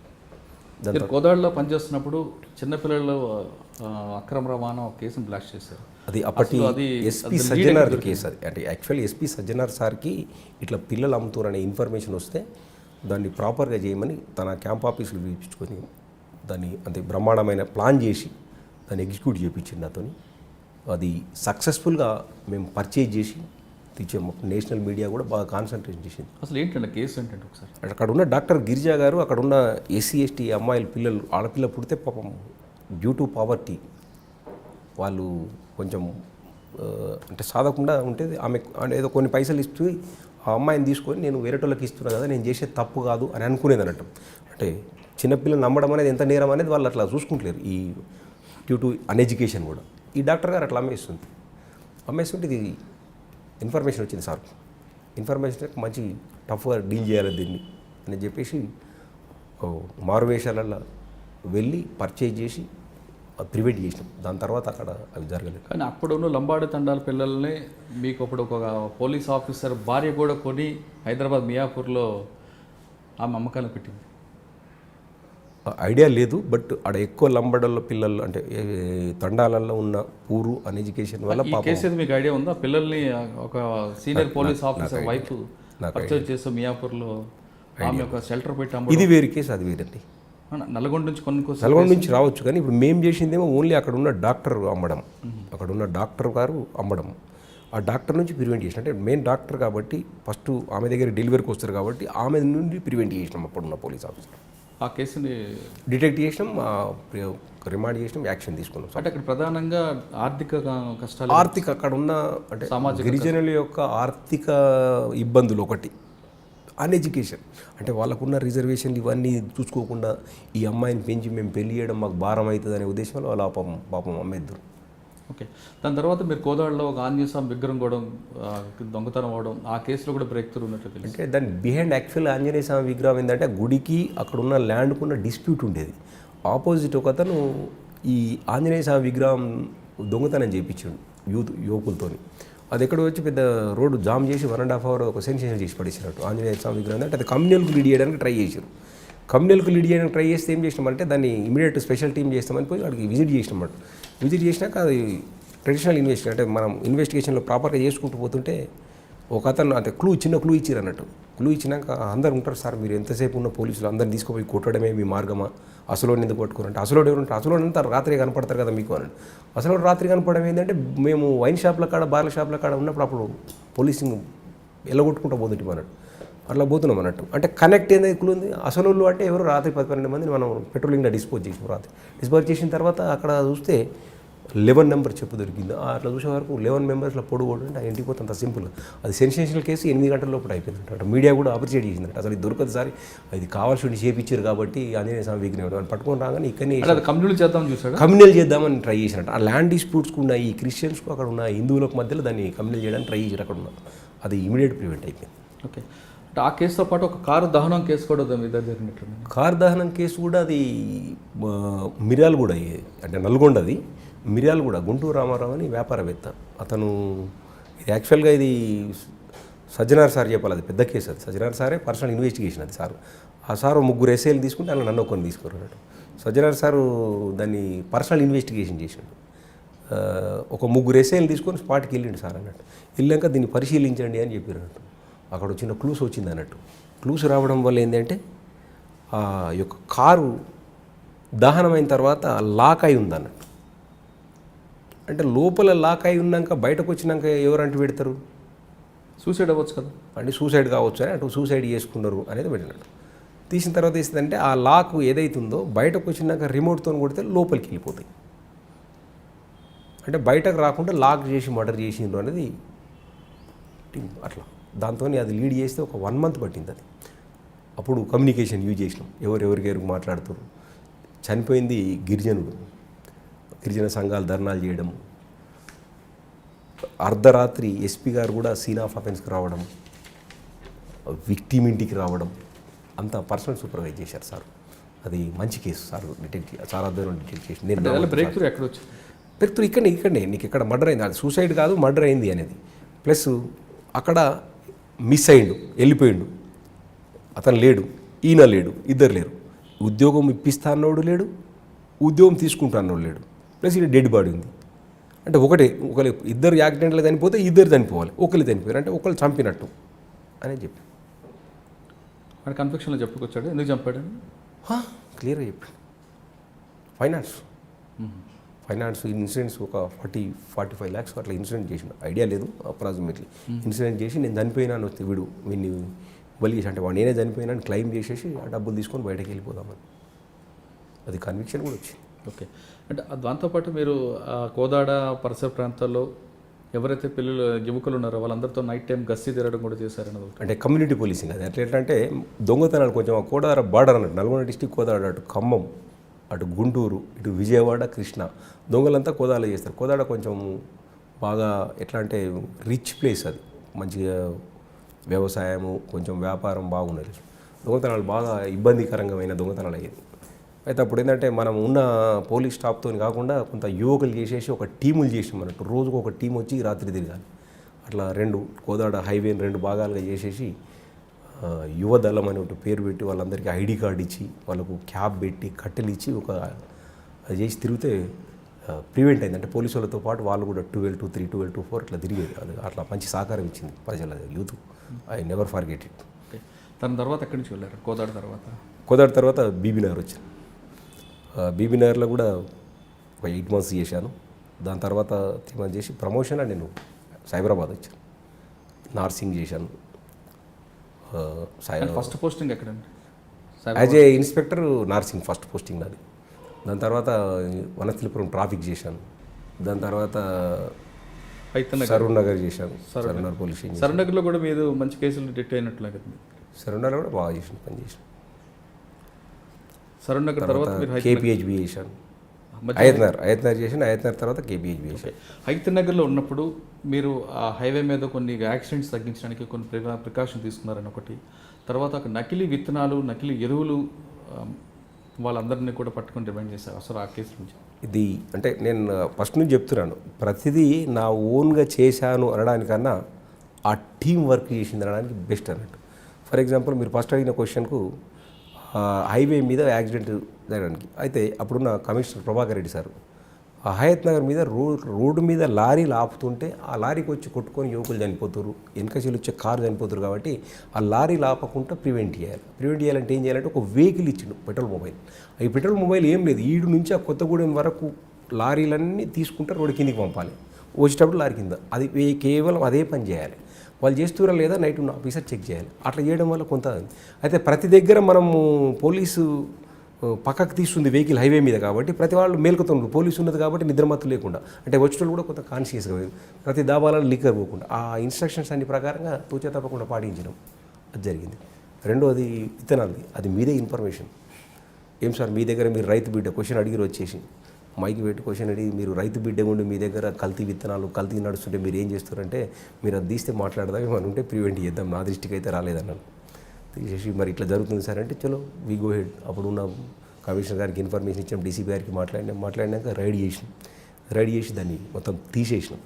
అంటే రైతుల యొక్క జరిగే ఇబ్బందులు ఇప్పుడు కాదు, రిటైర్ అయినాక కూడా నేను నా వంతు సహకారం. ఎందుకంటే రైతును ప్రతి వాళ్ళు ముంచడానికి ట్రై చేస్తున్నారు, ధర తక్కువ లేకుండా పెస్టిసైడ్స్ రాంగ్ ఇచ్చి యూరియాలు రాంగ్ ఇచ్చి. అది మంచి పని, నా సర్వీస్లో చెప్పుకోదగ్గ పని. అది ఎట్లా జరిగిందంటే అతను ఒక కోళ్ళ షెడ్ను తీసేసుకొని మామూలు ఇసుకను కొంత తయారు చేసి కొంచెం బ్లాక్ కలర్ పౌడర్ను పెట్టేసి కొంత యూరియాది కొంత అది కలిపేసి దాన్ని ఎక్కువ క్వాంటిటీ తయారు చేసి ప్యాక్లు అట్రాక్టివ్ ప్యాకింగ్ చేసి రైతులను మోసం చేస్తాం. అది బ్రహ్మాండమైన కేసు. మంచి మా ఆఫీసర్స్ కూడా అప్రిషియేట్ చేసి మనం ఎంతసేపు దొంగతనాలు మర్డర్ కేసులే కాదు ఇలాంటిది కూడా చేయాలనేది. హైతనగర్ తర్వాత ఎక్కడికి వెళ్ళారు? హైతనగర్ తర్వాత కేపీహెచ్బి వచ్చాను. కేపీహెచ్బిలో కూడా మీరు సీసీటీవీ కెమెరాలు పెట్టడంతో పాటు అప్పుడు కేపీహెచ్బిలో అది బాలానగర్లో పెట్టాం. ఓకే, కేపీహెచ్బిలో మంచి ప్రివెన్షన్ చేసినాం. అక్కడ కూడా ప్రాపర్టీ ఇది కానీ అప్పుడే ఇక్కడ జేఎన్టీయూలు ఉన్నప్పుడు అప్పుడున్న మా జేఎన్టీయూ వీసీ డిఎన్ రెడ్డి సార్ కలిసి ఉండక ఏం నరసింహారెడ్డి పిహెచ్డీ చేస్తే అంటే చేయలేదు సార్ ఎక్కడ ఈ పోలీస్ డిపార్ట్మెంట్లో అంటే మనసు ఉంటే మార్గం ఉంటుందండి. 2-3 సార్లు అడిగాను సార్, ఇప్పుడు అది పొలిటికల్ సైన్స్ ఇప్పుడు చేయడం కష్టం, ఉస్మానియా అంతా కష్టమైంది కదా సార్ పోయి రావడం అంటే జేఎన్టీయూలు ఎందుకు చేయకూడదు అని అంటాడు. నేను అప్పుడు ఎట్లా అంటే ఎంట్రెన్స్ ఉంటుంది, నువ్వు ఎంట్రెన్స్ చదవాల్సిందే అనేది. అప్పుడు మళ్ళీ ఎంట్రెన్స్ రాస్తే పిహెచ్డీ ఎంట్రెన్స్లో జాబ్. కానీ అదే జేఎన్టీయూలో మీరు కేపీలో పనిచేస్తున్నప్పుడు అదే జేఎన్టీయూలో స్కామ్లో 4 అరెస్ట్ చేశారు. అరెస్ట్ చేసిన కదా ఎగ్జామ్స్ దాంట్లో. ఆ కేసు గురించి ఏంటి చెప్తున్నారు? అంటే ఇది ఎడ్యుకేషన్ది కదా, మన ఎడ్యుకేషన్ పతనం అయ్యే కేసు కాబట్టి దాన్ని చెప్పకుండా బెస్ట్. అది అంటే ఇంకా ఇది మనం చెప్పినాం అనుకో దీన్ని చూసి వేరేటోళ్ళు మళ్ళీ ఇట్లా చేయొచ్చు అనేది తెలుస్తుంది. కాబట్టి ఎడ్యుకేషన్ మనం ఎంత తక్కువ చెప్తే అంత బెస్ట్. ఓకే, కానీ కేపీహెచ్బిలో మీరు పనిచేస్తున్న టైంలో మలేషియా టౌన్షిప్ దగ్గర ఒక వ్యక్తి మర్డర్ జరగడం, రామ్మోహన్ నాయుడు అనే వ్యక్తి, ఆ కేసును మీరు బాగా డిటెక్ట్ చేశారు. It is very good case అండి, అది మంచి కేసు చెప్పాలి. ఒకసారి అంటే మాకు ఒక ఏమంటారు నాయుడు అంటే మిస్సింగ్ కేసు వచ్చింది అన్నట్టు. మిస్సింగ్ కేసు వస్తే లింగయ్య అనే ఎస్ఐకి ఎండార్క్ చేసినాం. ఆయన చేస్తుంటే ఇది ఏం అయితే లేదు సార్ ఎటు పోయింది అని అంటే మీరు చూడండి మీరు అన్నాక ఏం చేయాలి చెప్పండి సార్ అంటే ఆయన కొద్దిగా సీక్వెన్స్ రాసి ఇచ్చేసినాడు, ఇట్లా మీరు చేయాలి లింగయ్య గారు దీన్ని. అంటే మిస్సింగ్ కేసు అనేది డీటెయిల్గా పోతే తప్ప మనకు తెలియదు. మిస్సింగ్ కేసు మర్డర్ కేసు కావచ్చు లేదా మిస్సింగే కావచ్చు. మనం కొంచెం బాధపడినాక ఉన్నదానికి లేదని మర్డర్ ఎందుకు సార్ అతను లంపి అన్నట్టు పోయిండు అని. సరే ఆంధ్రాకి పోయారంటే టీం ఆంధ్రాకి పోయింది, అక్కడ పోయింది. పోయినాక ఇక కాలేదు, వాళ్ళేమో భార్య పిల్లలు అందరూ తిరిగి పోలీస్ స్టేషన్. కమిషనర్ కలిసిరు. అప్పుడు కమిషనర్ గారిని కలిస్తే కమిషనర్ గారు కూడా ఆర్డర్ ఇచ్చాడు, అది ఇది టేక్ కేర్.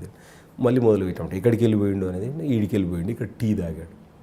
టీ తాగినప్పుడు ఎవరంటే క్లూ అంటారు దీన్ని, మన పోలీసులో చెప్పాలంటే లాంగ్వేజ్లో క్లూ. టీ తాగినప్పుడు ఎవరు వచ్చారంటే ఈయనతో పాటు 3-4 వచ్చారు. ఆ 3-4 యొక్క డీటెయిల్ తీసుకుంటే ఒక అతను మెదక్లు వెళ్ళిండు అన్నట్టు. అతన్ని ఫస్ట్ పట్టుకొచ్చినాం. ఇతను తాగినంటే ఆ టీ తాగిండు సార్, మాతో టీ తాగాయని అటు వెళ్ళిపోయి ఇటు వెళ్ళిపోయినట్టు.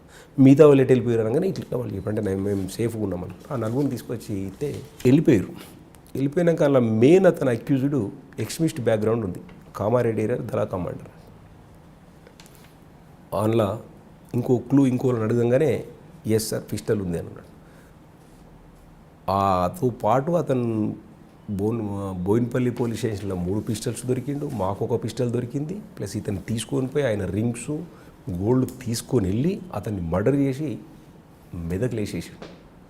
మెదక్లు వెళ్తే మా ఊరికి యూనిఫామ్లో ఒకసారి పోవాలనే కోరిక ఉండే నాకు. అంటే మా ఊర్లో యూనిఫామ్లో అంటే ఎట్లా పోతే ఊరికి పోతే బాగుండదు యూనిఫామ్ వేసుకుని. అంటే మా ఊరు పక్కకు 12 కిలోమీటర్ దూరంలో ఈ డెడ్ బాడీని తీసేసి పోస్ట్ మార్టం చేయించేసి అట్లే యూనిఫామ్లో మా ఇంటికి పోయి స్నానం చేసి భోజనం చేసి వచ్చింది. ఆ కోరిక అట్లా నెరవేరింది. పోలీస్ ఆఫీసర్ అయినాక మా ఊళ్ళో ఒకసారి యూనిఫామ్లో కానీ మర్డర్ కేసులో వెళ్ళారు. ఈ మర్డర్ కేసులో వెళ్ళాను. That is the best case. 3 months 15 days పట్టింది. ఆ ఎస్ఐ సార్ నన్ను ఇబ్బంది పెడుతున్నారు అంటాడు. అంటే మనం ఎందుకు చంపాల్సి వచ్చిందంట? ఓన్లీ తనకున్న గోల్డ్ వాటిని తీసేసుకున్న అంతే, వాచ్ దానికోసం జస్ట్ అతను వీళ్ళకు లిక్కర్ కూడా ఆఫర్ ఇచ్చిండు. 2-3 సార్లు లిక్కర్ తాగిపించిండు, అట్లా దోస్త్ అయ్యిండు. అంటే ఈ గోల్డ్తో పాటు ఇంట్లో ఎంతో ఉంది అనుకున్నారు అన్నట్టు. ఇంకా ఇంటికి పోయి సెర్చ్ చేసి ఏం దొరకలేదు. సార్ మీరు ఇన్స్పెక్టర్ వరకు చూసుంటారు చాలా కేసులు, మర్డర్ కేసులు కానీ లేదంటే థెఫ్ట్ కేసులు కానీ. ఎక్కువ మోటివిటీ దేనికి కనిపిస్తుంటుంది? అంటే బంగారం దీనిలో, లేదంటే ఇంకా వేరే సెక్సువల్ రిలేషన్? 2 కారణాలండి. ఒకటి గోల్డ్ మనీ అంటే ప్రాపర్టీ గురించి, సెకండ్ సెక్సువల్ జెలసీ. వీటికన్నా మర్డర్లు ఎక్కువ మీరు పనిచేసిన పొల్యూషన్లో సెక్సువల్ మర్డర్ జరిగేవా, లేదంటే మీరు చెప్తున్నట్టు ప్రాపర్టీ అఫెన్స్? ప్రాపర్టీ ఎక్కువైనాయి. Property total sexual property. తర్వాత ఇంటెలిజెన్స్కి వెళ్ళాను. Intelligence 3 years. కేపీహెచ్బీలో కూడా మీ మీద చాలా కేసులు ఉన్నాయి కదా, ఇంకా మీరు చేసిన మంచి కేసులు, చాలా మంచి కేసులు ఉన్నాయి. కేపీహెచ్బీలో మీరు ఒక దొంగతనం చేస్తూ ఫ్లైట్లో తిరిగే వాడిని పట్టుకున్నారు. ఫ్లైట్లో తిరిగి పట్టుకున్నాను. వాడు ఫ్లైట్కి వెళ్ళిపోయేటోడు, బాంబేలో ఉండేటోడు, వచ్చి దొంగతనం చేసుకొని వెళ్ళిపోయేటోడు. ఆ టీంను పట్టుకున్నాము. ప్లస్ ఈ బంగారం లేడీస్ దగ్గరికి పోయి చూసి ఇట్లా బంగారం చూపించి ఇట్లా కొట్టిచ్చేది, అదో పెద్ద గ్యాంగ్ పట్టుకున్నాం సత్యనపల్లిది. ప్లస్ క్యాష్ వేస్తారు అన్నట్టు, క్యాష్ వేసి కిందేసి అది తీసుకుంటాం. కారు యొక్క అది వేసి ప్రాపర్టీ డైవర్షన్, అటెన్షన్ డైవర్షన్ కేసులు చాలా పట్టుకున్నాం. ఒకటి ఇంకొకటి మంచి కేసు ఏంటంటే కళ్ళులా పనిచేసే గుమాస్తాను లవర్ ఏమంటారు, ఆ లవర్కు బర్త్డే గిఫ్ట్ ఇవ్వడానికి వాడిని చంపి 1800 రూపాయలు తీసుకొని పోయి లవర్కు గిఫ్ట్ కొనిచ్చు మర్డర్ చేసి. అది చాలా బాధాకరమైన విషయం. ప్రియురాలు గిఫ్ట్ ఇవ్వడానికి 1800 రూపాయలకు వీడిని తీసుకుపోయి ఒక బండ మీద పెట్టి చంపేసాడు. అది 2 days డిటెక్ట్ చేసినాం దాన్ని. పూరా అతను కళ్ళు దుకాణంలో పని చేస్తాడు, 2000కి పని చేస్తాడు. ఆ కళ్ళు జమ చేసే డబ్బులు, టాడీ జమ చేసే డబ్బులు ఇంటి ఆడ సేట్కి ఇచ్చిపోవాలి. సేట్కి ఇచ్చిపోయే ముందట వీళ్ళు తీసుకొని పోయి చంపేసారు బాబు. అదొకటి మంచి కేసు చేసి. కేపీహెచ్బీలో మీరు పనిచేస్తున్న టైంలో అటెన్షన్ డైవర్షన్ కేసులు బాగా జరిగి ఉంటాయి. బాగా అయినాయి అన్నట్టు. ఈ బ్యాంకుల నుంచి డబ్బులు తీసుకొని పోయి అంటే టోటల్గా ఇప్పుడు కూడా నేను ఇప్పుడు ఎస్సీపీ క్రైమ్స్గా పనిచేస్తున్నా కదా, ఇప్పుడు కూడా చూస్తే అక్కడ తిక్కుడు పాపులేషన్ ఉంది. ప్లస్ పాపులేషన్ డెన్సిటీ ఎక్కువతో పాటు వాళ్ళు కొంచెం డబ్బు ఉన్నోళ్ళు అక్కడ. అంటే గోల్డ్ కానీ ఇల్లు బ్రేక్ చేస్తే గోల్డ్ ఎక్కువ దొరుకుతుంది. బ్యాంకులకి వెళ్ళి విడ్రా చేసుకొని పెట్టేటప్పుడు క్యాష్ ఎక్కువ వస్తుంది. కాబట్టి పోలీస్ కాన్సన్ట్రేషన్ కొంచెం మనం ఎక్కువ పెట్టాల్సి వస్తుంది అన్నట్టు. కేపీహెచ్బీ పోలీస్ స్టేషన్లో మీ మీద ఒక ఆరోపణ కూడా ఉంది. మీరు అటెన్షన్ డైవర్షన్ కేసుల్లో ఒక బాధితుడు మీ దగ్గరకు వస్తే బాధితుడిని సంపాదించాల్సిన నంజా నరసింహారెడ్డి గారు అతన్ని నిల్చోపెట్టి తిట్టడంతో అతను పోయి అప్పట్లో కమిషనర్ ద్వారకా తిరుమలరావు గారు కంప్లైంట్ ఇవ్వడం, దాంతోనే మీకు బదిలీ అయిందని కూడా అప్పట్లో వార్తలు వచ్చింది. అట్లా ఇన్ఫ్లుయెన్స్ బ్యాంక్ మేనేజర్ మీ దగ్గర కంప్లైంట్ ఇవ్వడానికి, బ్యాంక్ మేనేజర్ కాదు అతను, బ్యాంక్ చైర్మన్. మేబీ అభియోగం కరెక్టో కాదో కానీ అతను డబ్బులు బ్యాంకులో తీసుకొని పోతుంటే అతను ఫాలో చేస్తున్నారు దొంగలని చెప్పేసి అతను ఆఫీస్ దగ్గరికి పోయి ఆపుకున్నాడు. మీరు ఫాలో చేస్తున్నాడు 100 చెప్తే మీకు పోలీసు ఇన్ఫర్మేషన్ ఇచ్చేది కదా అని. అంటే అక్కడ వేరియస్ కారణాలు. అప్పుడున్న తెలంగాణ మూమెంట్ నన్ను ట్రాన్స్ఫర్ చేయడానికి ఇది ఒక కేసు అని అనుకోను.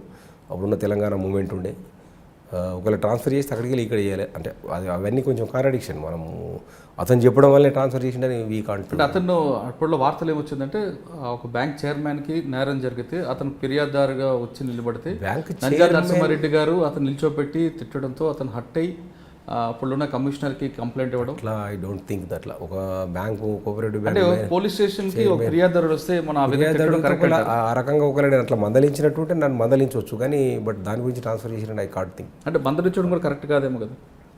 మందలించిన అంటే మీరు మొదలు ఒక చిన్న అంటే మీరు ఫాలో అవుతారు దొంగలు అన్నప్పుడు 100 మీరు ఎంత ఎడ్యుకేటెడ్, రోజు డబ్బులు తెచ్చేటోళ్ళు.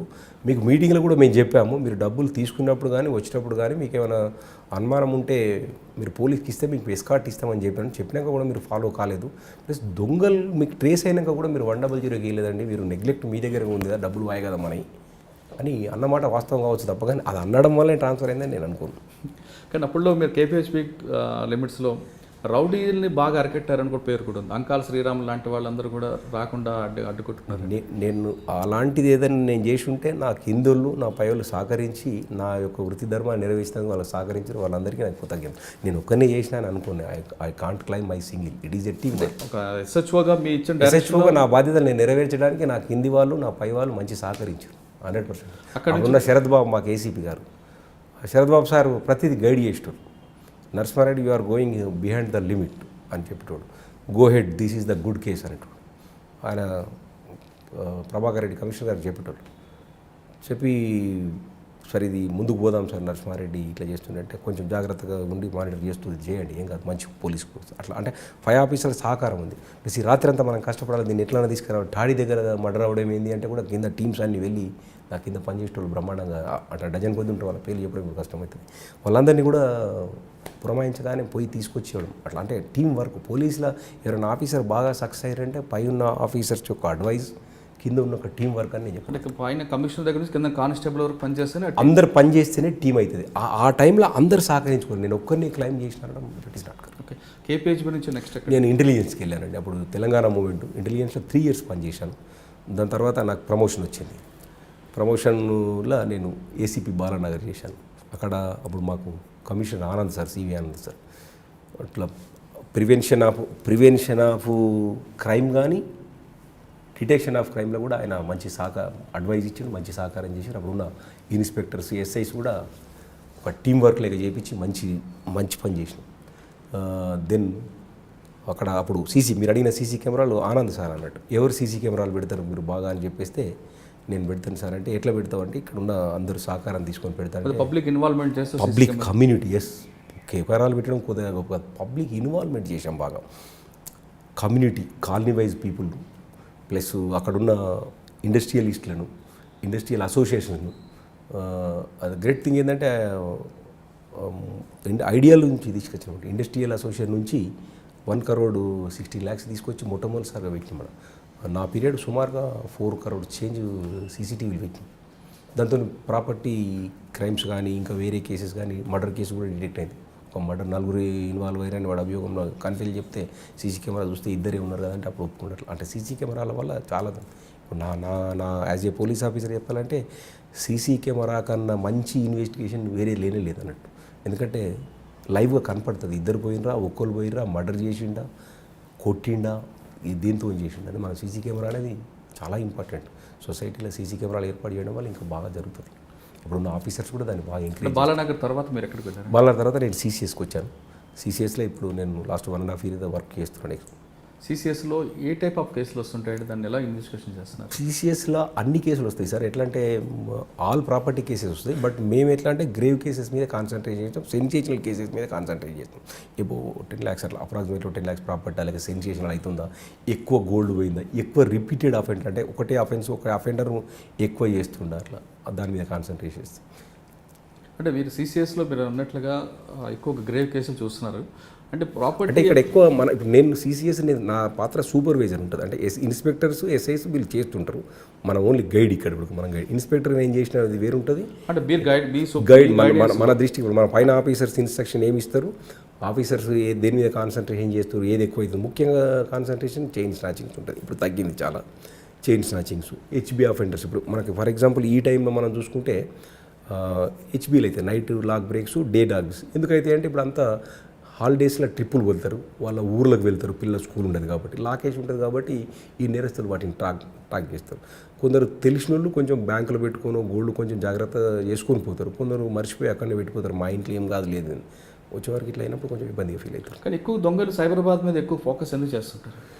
అంటే డెవలప్డ్ ఏరియా కదా సైబరాబాద్. మీరు తీసుకుంటే ఇలా మీరు కేపీహెచ్బి మీకు తెలుసు బాగా, మియాపూర్, చందానగర్, గచ్చిబౌలి ఇవన్నీ అంత డెవలప్డ్ ఏరియా కదా.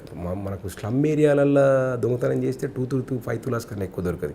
ఇలాంటి ఏరియా దొరికితే మినిమం 10 తులాస్ దొరుకుతుంది కదా. దాంతో మనకు సైబరాబాద్ ఎక్కువ ఉంటుంది. మనకు ఈస్ట్ కన్నా వెస్ట్ కొంచెం డెవలప్డ్ ఎక్కువ ఉంది. మనం మొదటి నుంచి కూడా మన హైదరాబాద్ వెస్ట్ డెవలప్డ్, ఈస్ట్ మీద. దాంతో కూడా అక్కడ కాన్సన్ట్రేషన్. సార్ మీరు సైబర్ క్రైమ్ ఇప్పుడు క్రైమ్లో ఉన్నారు, సైబరాబాద్ క్రైమ్లో ఉన్నారు. మీరు చూస్తున్న సర్వీస్లో అంటే ఒక ఎస్ఐ నుంచి ఏసీపీ వరకు జరుగుతున్న నేర ప్రవృత్తిలో కానీ నేరాలు మారుతున్న తీరు పట్ల నేరస్తుల యొక్క మోడ్ ఆఫ్ ఆపరెంట్ మారుతుంట్లో డిఫరెంట్ మారుతుందా లేదంటే ఒకే తరహా నేరాలు జరుగుతున్నాయంట? టెక్నాలజీ ఇంప్రూవ్ అయినాక డిఫరెంట్ మారుతుంది. ఒకప్పుడు అన్డిటెక్షన్ కేసులు ఎక్కువ ఉండేది. ఇప్పుడు కమ్యూనికేషన్ సెల్, సీసీటీవీ వీటి వల్ల మన కేసులు తొందరగా డిటెక్ట్ అవుతున్నాయి. అసలు అన్డిటెక్షన్ పోతలేవు. అన్డిటెక్టెడ్ మర్డర్ కేసు నేను ఎస్ఐ ఉన్నప్పుడు చాలా మిగిలిపోయేది, సిఐ ఉన్నప్పుడు మిగిలిపోయేది. ఇప్పుడు అన్డిటెక్షన్ పోతలేవు. ఇప్పుడు ఆఫీసర్స్ కూడా వెరీ కాన్సన్ట్రేషన్. ఏదైనా మర్డర్ కేసు అయింది అంటే దానికి ఒక స్పెషల్ టీమ్ చేసి పర్సనల్గా పర్సీవ్ చేస్తారు ఇమీడియట్గా. దాన్ని ఏ రకం దాకా వచ్చింది, ఆగింది, ఇంకా ఫర్దర్ ఎలా తీసుకుపోవాలనే విషయంలో ఎఫిషియెంట్ ఆఫీసర్స్ని తీసుకొని అది డిటెక్ట్ చేస్తారు. అంటే ఇప్పుడు కమ్యూనికేషన్ అనేది మనకి కమ్యూనికేషన్ ఉపయోగపడుతుంది, టెక్నాలజీ బాగా ఉపయోగపడుతుంది డిటెక్షన్. ఎక్కువగా దీన్ని చెప్పండి. అంటే దీన్ని మనం పోలీస్ ఆఫీసర్స్ ఉపయోగించుకొని డిటెక్షన్ చేస్తారు. కానీ మీరు అన్నట్లు కమ్యూనికేషన్ వాడుతున్నా సరే కొంతమంది పక్క రాష్ట్ర గ్యాంగ్లో రావడం, ఇక్కడ చైన్ స్నాచింగ్ చేయడం చేస్తున్నారు. అంటే వాళ్ళ ఇంటరాక్షన్లో ఎక్కువగా తెలుగు రాష్ట్రాలను ఎందుకు ఎంచుకుంటున్నారుగా చెప్తున్నారు? అంటే ఒకటి వాళ్ళు అంటే దొంగ ఎప్పుడు తను ఉండే ఏరియాలో చేయొద్దు. అంటే దొంగ తను దొరగా బతకాలి అంటే ఎక్కడో తెలియని ఏరియాలో ప్లేస్లో దొంగతనం చేయాలి. ప్లస్ మనకి ఇక్కడ ఈజీగా అవుతుంది అనేది, అంటే ఎక్కువ బంగారం దొరుకుతుంది ఇక్కడ. ఇప్పుడు ఒరిస్సా నుంచో ఎక్కడి నుంచో నార్త్ నుంచి వచ్చిన వాళ్ళు అంటే ఈ క్రిమినల్ గ్యాంగ్స్ ఇక్కడ చేయడానికి కారణం ఏంటంటే కొంచెం ఒక రకంగా చెప్తే మన దగ్గర బంగారం ఎక్కువ దొరుకుతుంది. లేడీస్ ఎక్కువ ఆభరణాలు చేసుకోవడం, ఇంట్లో పెట్టుకోవడం, ప్లస్ ఊరికి వెళ్ళేటప్పుడు కూడా అల్మారీలే మర్చిపోవడం, అల్మారీకి లాక్ వేయకుండా పెట్టడం, కీ అక్కడే పెట్టిపోవడం, స్ట్రాంగ్ సెంట్రల్ లాకింగ్, గ్రిల్ అట్లా పెట్టకపోవడం, ఊరికి వెళ్ళేటప్పుడు పక్కింటిలోకి చెప్పుకోకపోవడం, మైలు చూడమని వాచ్మెన్ పెట్టుకోవడము, అంటే చిన్నవి చేస్తలేరు. మేము గత ఒక 3 years నుంచి చెప్తున్నాం. సొసైటీ అందరు కలిసి పెట్టుకుంటే సింపుల్ ఒక 4 సీసీ కెమెరాలు కూడల దగ్గర పెట్టుకుంటే ఎవరు వచ్చింది వెళ్ళిపోతే ఒక నెలగా ప్రివెంట్ అవుతుంది. అంటే టెక్నాలజీ కాంట్ లై, మ్యాన్ కెన్ లై. అంటే మనిషిని ఆడ పెట్టినా, ఒక పోలీసార్ని పెట్టినా, ఒక సెక్యూరిటీ పెట్టినా నిద్రపోయే అవకాశం ఉంది. కానీ మనం ఒక సీసీ కెమెరాని పెట్టి దాన్ని ఎవ్రీ డే మార్నింగ్ పనిచేస్తుంది అనేది చూసుకోగలిగితే అది మనకు లైవ్. ఇక బాధితులు ఇప్పుడు జనరల్గా పోలీసులో దొంగతనం జరిగిందంటే పోలీస్ స్టేషన్కి ఎవరు రాకుండా ఉండాలంటే వాళ్ళు ఎలాంటి జాగ్రత్త తీసుకోవాలి? అంటే major prevention is better than cure. అంటే దొంగతనం జరిగిన తర్వాత మనం డిటెక్షన్ చేసి ఆ బంగారం, ఫర్ ఎగ్జాంపుల్ ఒక తులం బంగారం దొంగతనం అయితే ఆ నేరస్తుడు ఎక్కడో అమ్మితే దాంట్లో కొంత షార్టేజ్ తీస్తారు, మళ్ళీ మనం రికవరీ చేసినప్పుడు మళ్ళీ కొంత షార్టేజ్ అవుతుంది. అంటే ఏ రకంగా రికవరీ చేసినా 100% రికవరీ ఉండదు. ఇక్కడ నెట్ క్యాష్ దొంగతనం అయింది అనుకోండి, ఆ నేరస్తుడు పోయి ఇమీడియట్గా ఖర్చు పెట్టేసుకుంటాడు, రికవరీ కాదు. కాబట్టి prevention is better than cure అనేది ఏంటంటే మనం ఇంట్లో నెట్ క్యాష్ పెట్టుకోకపోవడం, బ్యాంకులో వేసుకోవడం, లేదా మనం ఊరికి వెళ్ళేటప్పుడు వేరే ఇంట్లో మనకు తెలిసిన వాళ్ళు ఇంట్లో పెట్టుకోవడం, సూట్ కేసు, గోల్డ్ బ్యాంక్ లాకర్లో పెట్టుకోవడం, ఎక్కువ గోల్డ్ను మనం ఇంట్లో పెట్టిపోకపోవడం. ప్రయాణం చేసేటప్పుడు కూడా ఎక్కువ మంది ఉమెన్స్ ఏం చేస్తారంటే బ్యాగ్లో గోల్డ్ పెట్టి అక్కడ పెట్టేస్తారు, ఆ బ్యాగ్ కొట్టేస్తారు. కాబట్టి ఎక్కువ బ్యాగ్లో క్యారీ ఆన్ చేయకపోవడం, అంటే డిసైడ్ చేసుకోరు ఒక ఫంక్షన్ అటెండ్ కావాలి, ఒక ఫంక్షన్కి వేసుకునే గోల్డే కాకుండా ఉన్న గోల్డ్ అంతా తీసుకొని పోతారు. అది మొత్తం పోవడం వల్ల వాళ్ళే పాపం బాధపడతారు. కాబట్టి వీలైనంత తక్కువ గోల్డ్ని తీసుకుపోవడం, అదేదో బ్యాగ్లో పెట్టకుండా, సూట్ కేసులో పెట్టకుండా, మర్చిపోకుండా ఉంటే ద బెస్ట్. ఇంట్లో గోల్డ్ పెట్టకుండా, ఇంట్లో పైసలు పెట్టకుండా, డబ్బులు పెట్టకుండా, అవన్నీ ప్రికాషన్ తీసుకొని మన ఇంటికి సెక్యూరిటీ ఒక 20 ఇండ్లు కలిపి ఒక సెక్యూరిటీని పెట్టుకోవడం, 20 ఇండ్లు కలిపి ఒక సీసీ కెమెరాలు అరేంజ్ చేసుకోవడం, ఇవన్నీ ప్రివెంటివ్ తీసుకుంటే మన నాట్ ఓన్లీ దొంగతనం, ఈవెన్ దో మర్డర్ కేసులు కానీ, ఇంకో రకమైన కేసులు కానీ, ఇంకో ఈవ్ టీజింగ్లు కానీ అవన్నీ ప్రివెంట్ అవుతుంది. ఓకే, అంటే మీరు అన్నట్లు ఒకళ్ళు బంగారం పోతే 100% రికవర్ కాదంటారు. అంటే ఎందువల్ల కాదంటారు? ఎందుకంటే బంగారం ఆభరణం చేసిన బంగారాన్ని అతను తీసుకుపోయి దొంగ అమ్మేస్తాడు. తనఖా పెట్టేస్తే యాజ్ ఇట్ ఈస్గా లక్కీలీ రికవర్ అవుతుంది. బట్ అతను కరిగించి అమ్మిన తర్వాత ఏమవుతుంది, అట్లా అసలు బంగారం చేసినప్పుడు కొంత పర్సెంటేజ్ రాగి కలుస్తుంది. మళ్ళీ ఇతను తీసినప్పుడు రాగి తీసేసి అతను తీసేసి ఇంకో దొంగ కాదు, ఇతను తన సొంతం కష్టపడి వచ్చిన శ్రమతో వచ్చింది అయితేనేమో వాడు నీట్గా చూసుకొని గ్రామ్ పోకుండా చూస్తాడు. వీడికి ఫ్రీగానే వచ్చింది కాబట్టి వీడు కూడా లిబరల్గా ఉంటాడు కదా, నాకు తొందరగా పైసలు వేయాలి, నేను బయట పడాలి కాబట్టి అక్కడ వాళ్ళు మళ్ళీ మేము రికవరీకి పోయినప్పుడు మేము ఆల్రెడీ దొంగకి ఇచ్చినాం, తులాన 15,000 ఇచ్చినాం, మళ్ళీ పోలీస్ మా దగ్గర రికవరీ చేస్తుంది అని చెప్పేస్తాం. వాళ్ళు ఏమంటారు బేరసారాలు మొదలు పెడతారు, మేము అంత ఇయ్యం ఇంత ఇస్తామంట. అంటే రిసీవర్ ఇచ్చిన బంగారం కూడా కొంత పోలీసులు నొక్కేస్తారని కూడా ఒక ఆరోపణ ఉంటుంది కదా, వాస్తవం అంటారు? ఈ రోజుల్లో అది సాధ్యం కాదండి. ఇప్పుడు సాధ్యమే. ఓల్డ్ డేస్లో ఏమన్నా చేసిరేమో నాకు తెలియదు, కానీ ఈ రోజుల్లో అయితే కాదు. నేనైతే నా సర్వీస్లో ఎప్పుడు దాన్ని నేను అట్లా చేయలేదు. మీరు చేశారనట్లేదు, జనరల్గా అటువంటి టాక్ ఉంది కదా. కొంతమంది పోలీస్ మీద అభియోగాలు ఉండొచ్చు, maybe not be correct, maybe correct, I don't know. ఇంకా ఫైనల్గా వస్తాయి, మీకున్న సర్వీస్ అంతా పక్కన పెట్టుకుంటూ మీరు చదువుకుంటూ జేఎన్టీలో పిహెచ్డి చేశారు, మీ డిపార్ట్మెంట్ సంపాదించింది పోలీస్ డిటెన్షన్. అది మీ డిపార్ట్మెంట్కి ఏ విధంగా ఉపయోగపడతారు? అంటే నేను యాక్చువల్గా ఏంటంటే నేను పిహెచ్డి చేయాలనేది నాది స్టూడెంట్ అప్పుడు డ్రీమ్. నేను ఉస్మానియాలో ఉండే డ్రీమ్. నాది ఎంఏ పొలిటికల్ సైన్స్ చేసినాను, ఎంఏ హిస్టరీ చేసిన, రెండిట్లో దేంట్లో ఒక దాంట్లో చేయాలనుకున్నాను. అంటే ఇప్పుడు నేను అది చదవడం వల్ల పొలిటికల్ సైన్స్లో ఎంఏ హిస్టరీలో చదవడం పిహెచ్డి చేయడం వల్ల నా ప్రొఫెషన్కి ఉపయోగపడదు అనుకున్నాను. అదే టైంలో నేను కేపీహెచ్బీలో పనిచేసేటప్పుడు పిహెచ్డి గురించి డిస్కషన్ అయినప్పుడు నువ్వు మేనేజ్మెంట్ సైన్స్ చేస్తే బాగుంటుంది అన్నాడు. అంటే performance police officer performance better కావడానికి చదువుకుంటే తప్పేముందని నేను మేనేజ్మెంట్ సైన్స్లో పిహెచ్డి స్టార్ట్ చేసిన.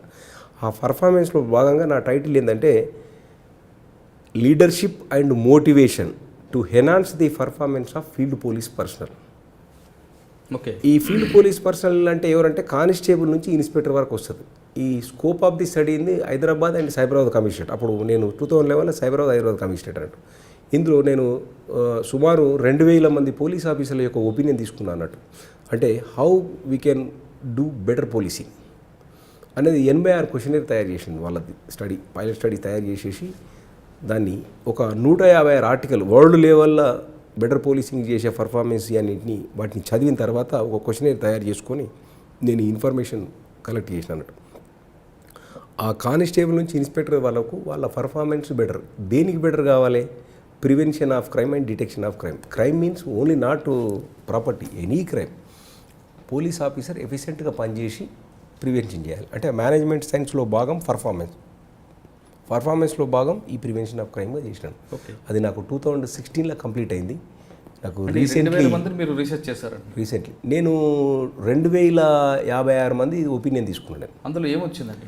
అంటే ప్రతి వాళ్ళకు సాలరీ అంటే 86 క్వశ్చన్లలో, ఫర్ ఎగ్జాంపుల్ 86 క్వశ్చన్స్ నేను 2011లో పెట్టి గవర్నమెంట్ ఆఫ్ తెలంగాణ 12 క్వశ్చన్లు సాల్వ్ చేసింది ఎవరు అడగకముందే. బెటర్ వెహికల్ అనేది, వెహికల్ పెట్రోల్ మొబైల్ పెట్టి బ్లూ కోట్లు పెట్టి రోడ్డు మీద పెట్టింది. అది విజిబుల్ పోలీసింగ్. చాలా సీనియర్ ఆఫీసర్స్ కూడా చాలామంది విజిబుల్ పోలీసింగ్ వల్ల ప్రివెన్షన్ క్రైమ్ అవుతుందని. నెంబర్ 1.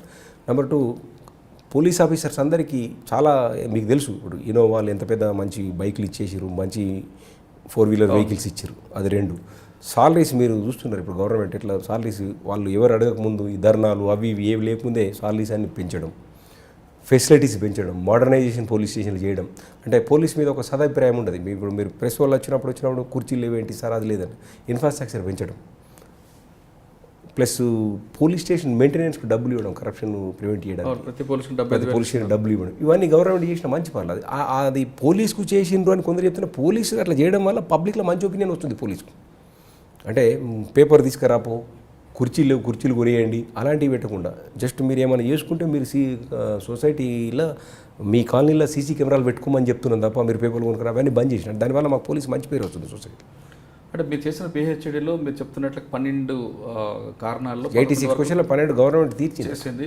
2011 అవి క్వశ్చన్స్, నాకు రీసెర్చ్ క్వశ్చన్స్. ఓకే, కానీ సాధారణంగా పబ్లిక్ కోరుకునేది ఏంటంటే పోలీస్ స్టేషన్కి వెళ్ళినప్పుడు మాకు కావాల్సింది కుర్చీ, కాఫీ, కలర్, ఎఫ్ఐఆర్ కాదు, మర్యాదగా మాట్లాడడం కావాలి, అదొక్కటే పోలీస్ స్టేషన్ కోరుతారు. కానీ అది కొంత పోలీస్ స్టేషన్ నుంచి కొన్ని పోలీసులు దొరకట్లేదు అనేది ప్రధానంగా. మీరు దానికి ఒప్పుకుంటారు? మీరు అబ్జర్వ్ చేస్తే అంటే ఒక రిఫార్మ్ అనేది ఒక రాత్రి కాదు. ఏదైనా మారాలి సొసైటీలు అంటే 85 నుంచి వచ్చిన తర్వాత 85 ఆఫ్టర్ 85 తర్వాత పోలీసు చాలా మారుతూ వచ్చింది. ఇంప్రూవ్మెంట్ ఉంది. నేను యాజ్ ఏ పోలీస్ ఆఫీసర్ నేను కూడా ఇంకా ఇంప్రూవ్ కావాలి, ఇంకా పోలీస్ మర్యాద ఇవ్వాలి. ఇప్పుడు నేను ఇంత మంచి మర్యాదగా మాట్లాడాలనుకుంటున్నాను. నేను ఇంకా నాలోన కూడా ఏమన్నా ఉంటే, ఇప్పుడు నేను ఇచ్చిన ఇంటర్వ్యూలో కూడా ఏమైనా తప్పులు ఉండదు, తప్పులు ఉంటే క్షమించాలి. ఇంకా మంచిగా మాట్లాడాలి, నేర్చుకోవడం తప్పు కాదు, నేర్చుకోవాలి కూడా. పోలీస్ ఆఫీసర్గా నేర్చుకొని మర్యాద ఇవ్వడం, అంటే ఆ విక్టిమ్ ఎవరైతే వస్తుండో పోలీస్ స్టేషన్కి వచ్చినప్పుడు తక్షణం రిలీఫ్ అయ్యే మాటలు మాట్లాడితే ఆయన కొంచెం రిలాక్స్ అవుతాడు అనేది నా ఎక్స్పీరియన్స్. నేను కూడా యాక్సెప్ట్ చేస్తాను మీ వర్డ్ను. ఎందుకంటే అతను రిలీఫ్ మన మాటల వల్ల కావాలి. అంటే క్రైమ్ ఎప్పుడు డిటెక్ట్ అవుతుందో, అతను పోయిన సొత్తు ఎప్పుడు వస్తుందో, అది ఎప్పుడు డిటెక్ట్ అవుతుందో కానీ పోలీస్ ఆఫీసర్ మర్యాదగా మాట్లాడాలని కోరుకుంటున్నారు. ఇప్పుడు 90% మారిందండి. అంటే ఇన్స్పెక్టర్ అబోవ్ మారుతున్నారు కానీ ఇన్స్పెక్టర్ బిలో మీరు చెప్తున్న కొన్ని ఎలిగేషన్స్ కనిపిస్తున్నాయి. కానిస్టేబుల్ కానీ ఎస్ఐలు కానీ ఎస్ఐస్ కూడా మంచి మారారు. కానిస్టేబుల్ కూడా ఒకప్పటి కానిస్టేబుల్ లెక్క లేరు. మంచి పోలీస్ కానిస్టేబుల్ మంచి నీట్ యూనిఫామ్ పెట్టుకోవడము, మంచి ఫ్యామిలీ లైఫ్ అంటే డ్రెస్ టాకింగ్ కూడా ఇప్పుడు బ్లూ కోట్స్ అన్ని మెయింటైన్ చేస్తున్నాయి, పెట్రోల్ మొబైల్ చేస్తున్నాయి అని ఇన్స్పెక్టర్ కాదు, వాళ్ళంతా కానిస్టేబుల్ కానిస్టేబుల్ కానీ వచ్చిన వ్యక్తితో స్వరేదంగా మాట్లాడలేదు అనేది ఒక ప్రధాన కారణం. అంటే చెప్తాను ఒక 10% ఇంక ఉండొచ్చు, మేము మారాలి అని. నేను మారద్దంటలేను, బట్ 80-90% గుడ్ పోలీసింగ్ ఆఫీసర్స్ చాలా ఇంట్రెస్ట్ దాని మీదనే. First give respect, victim relief పనులు ఇస్తారు. సుపీరియర్ ఆఫీసర్స్ అందరూ, senior officers main concentration police behaviour మారాలి పోలీసింగ్లో. అంటే మీరు చేసిన పిహెచ్డి ఇప్పుడు పోలీస్ డిపార్ట్మెంట్ ఖచ్చితంగా ప్లస్ పాయింట్ అవుతుంది అనుకుంటున్నాను. నాకు అంటే నా వరకు నాకు ప్లస్ పాయింట్ అయితే అంటే వాట్ ఈజ్ పోలీస్ అనేది నేను వరల్డ్ లెవెల్లో చదివిన. అంటే ఎక్కడెక్కడ ఏ రకంగా చేస్తారు, మియానా పోలీస్ ఏ రకంగా చేసింది పర్ఫార్మెన్స్ గురించి, ఇంకో పోలీస్ ఏ రకంగా చేసింది అనే ఆర్టికల్స్ ఉంటాయి. వాటి ఆర్టికల్స్ అన్ని చదవడం వల్ల మన దగ్గర లేదు, వాళ్ళ దగ్గర ఉన్నది అని నేను అదే చెప్తున్నాను. 12 పాయింట్స్ మన దగ్గర, నేను పిహెచ్డీ చేసినప్పుడు 12 పాయింట్స్ లేవు. ఆ 12 పాయింట్స్ ఇప్పుడు వచ్చినాయి. నాకు 12 క్వశ్చన్స్ ఆన్సర్ వచ్చింది, గవర్నమెంట్ ఇచ్చింది.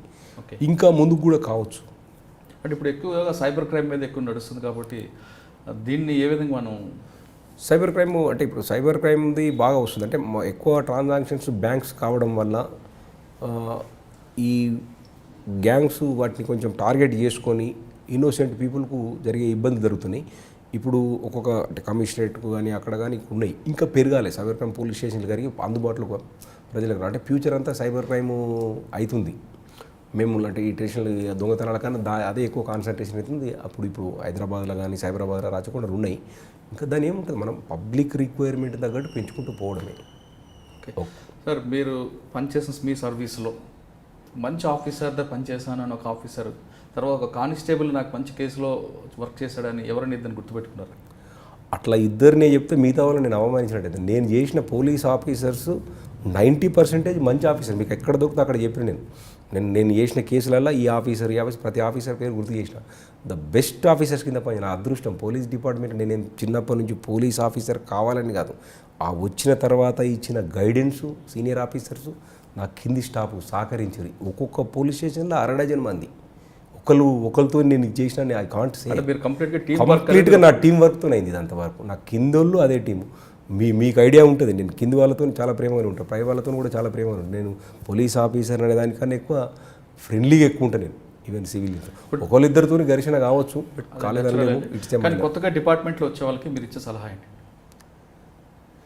టోటల్గా నా ఉద్దేశంలో ఇప్పుడు ఇంతకుముందు చెప్పిందే, డిపార్ట్మెంట్ మంచి పేరు తెచ్చుకోవడానికి పబ్లిక్ ఎంత దగ్గర కావాలి, ఏం చేయాలని ఆలోచించాలి తప్ప నేనే చేస్తున్నాను, నేను ఒక్కనే చేస్తున్నాను కాకుండా ఇంకా ఎంత దగ్గర కావాలి. ఇప్పుడు మీరు ఇంటర్వ్యూ తీసుకుంటున్నారు, నా ఇంటర్వ్యూ పబ్లిక్ ఎంత మంచిగా ఉపయోగపడుతుంది అనేది ఆలోచించాలి నేను తప్ప నేను ఇది చేసిన నేను అది చేసిన దానికన్నా ఇది చేయకూడదు ఇది చేయాలనే ముందుకు పోవాలి. అంటే పబ్లిక్ మంచిది అయింది మనం చేయాలి. ఇప్పుడు మీరు అన్నట్టు ఇప్పుడు ఏం అవుతుంది, సైబర్ క్రైమ్ అవుతుంది. ఎస్, డిపార్ట్మెంట్ మనం సైబర్ క్రైమ్ మీద కాన్సన్ట్రేట్ చేయాలి. అక్కడ చైన్ స్నాచింగ్ అవుతుంది, చైన్ స్నాచింగ్ మీద కాన్సన్ట్రేట్ చేయాలి. నాకు చాలా పనులు ఉన్నాయా అందొకటి అనద్దు. ప్లస్ సమ్మర్ ఉంది, ఇప్పుడు ఇండ్లు తాళాలు వేసుకుంటే బాగా దొంగతనాలు, వాటి మీద కాన్సన్ట్రేట్ చేయాలి. అంటే when required we should act. ఎక్కడ యాక్ట్ చేయాలనేది, అంటే ఎక్కడ క్రైమ్ జరుగుతుందో ఆ క్రైమ్ దాని మీద మనం పోవాలి. అది పోవాలంటే మనం పబ్లిక్తో గుడ్ రిలేషన్ పెట్టుకోవాలి. పబ్లిక్తో గుడ్ రిలేషన్ పెట్టుకుంటే మనకి ఇన్ఫర్మేషన్ రాదు. అందరితో ఫ్రెండ్లీగా ఉంటే సార్ మీ దృష్టికి వచ్చిందా లేదా, ఇక్కడ ఇట్లా జరుగుతుంది చూడండి అనేది మనకు. మీరు పబ్లిక్ సహకారం చాలా అవసరం. మంచి సర్వీస్ వెళ్తున్నారు, మంచి కేసులు చేస్తారు అనుకుంటూ రిటైర్ అయిన తర్వాత మీరు పోలీసింగ్ మీద కాన్సన్ట్రేషన్ మీరు ఆల్రెడీ పిహెచ్డి చేశారు కాబట్టి పోలీస్ డిపార్ట్మెంట్లోకి రాబోయే వ్యక్తికి ఒక గైడ్లైన్స్ ఇస్తారా, లేదా మీ నాన్నగారిలాగా మీరు వ్యవసాయం వైపు వెళ్తారు? నేను ఆల్వేస్ నా దగ్గరికి వచ్చిన వాళ్ళకు నా గైడెన్స్ చదువుకోమని నేను చెప్పడము, ప్లస్ నా ఉన్న ఎక్స్పీరియన్స్ షేర్ చేయడం అనేది that is my primary duty. 32 సంవత్సరాలు ఈ డిపార్ట్మెంట్లో నాకు జీతం ఇచ్చి, టీఏ ఇచ్చి, యూనిఫామ్ ఇచ్చి, నాకు ఈ గౌరవం ఇచ్చింది. కాబట్టి 32 సంవత్సరాల సర్వీస్ నేను రుణపడి ఉంటాయి. ఎప్పటికైనా ఈ డిపార్ట్మెంట్కి సేవ చేయడానికి నేను రెడీ ఉంటాను. రిటైర్ అయినాక కూడా ఎప్పుడు కానీ ఈ నా అవసరం వచ్చింది అనుకున్నప్పుడు నా సలహా ఇవ్వడం కానీ నా పార్టీ వ్యవసాయం వైపు వెళ్ళే అవకాశం. బట్ నాకు వ్యవసాయం చాలా ఇంట్రెస్ట్ ఉంటుంది. మా చిన్నప్పుడు వ్యవసాయం చేసేటప్పుడు మా నాన్నకు వాటర్ లేక అక్కడ ఇన్ఫ్రాస్ట్రక్చర్ లేక నేను మా నాన్నగారితో వ్యవసాయం చేసేది. అదే మీరు ఎక్కువ నాకు కాలం ఫ్యాషన్ వ్యవసాయం అనేది ఫ్యాషన్. టైం రిలాక్స్ అవ్వాలంటే వ్యవసాయం స్కూల్కి వెళ్ళి వెళ్ళగానే వ్యవసాయం పోదును. ఇప్పుడు కూడా నెలకు ఒకసారి 2 సార్లు నేను నా వ్యవసాయ క్షేత్రంలో ఉంటాను. ఏదో మంచి పంచకట్టు కట్టుకొని మంచి నాకు ఇష్టం, ట్రెడిషనల్ డ్రెస్ ఇష్టం నాకు. మా ఊర్లే పంటలు పొలాల దగ్గర వెళ్ళాం. నేను అప్పుడప్పుడు ఫేస్బుక్లో వాట్సాప్లో పెడితే ఫ్రెండ్స్ ఇంకా మీకు అంత టైం దొరుకుతుంది అంటే నిజంగా నేను టైం దొరుకుతలేదు. నేను కావాల్సింది అక్కడికి వెళ్తున్నాను. ఫ్రెండ్స్ దగ్గర ఎక్కడ కూర్చున్నా అదే ఫ్రెండ్స్ని తీసుకొని ఊరికి వెళ్తాను నేను మా వ్యవసాయానికి. అక్కడే రిలాక్స్ అందరుండి ఈడంటే మీ నాన్న మీ బావ చూస్తుండు, అక్కడ మీ మామయ్య చేస్తుండు వ్యవసాయం, నువ్వేం చేస్తావంటే ఒక యూనివర్సిటీకి వెళ్ళి ఒక 8-9 మందిని పోయి ఒక దగ్గర కొని అందరం తోట పెట్టుకున్నాం అన్నట్టు.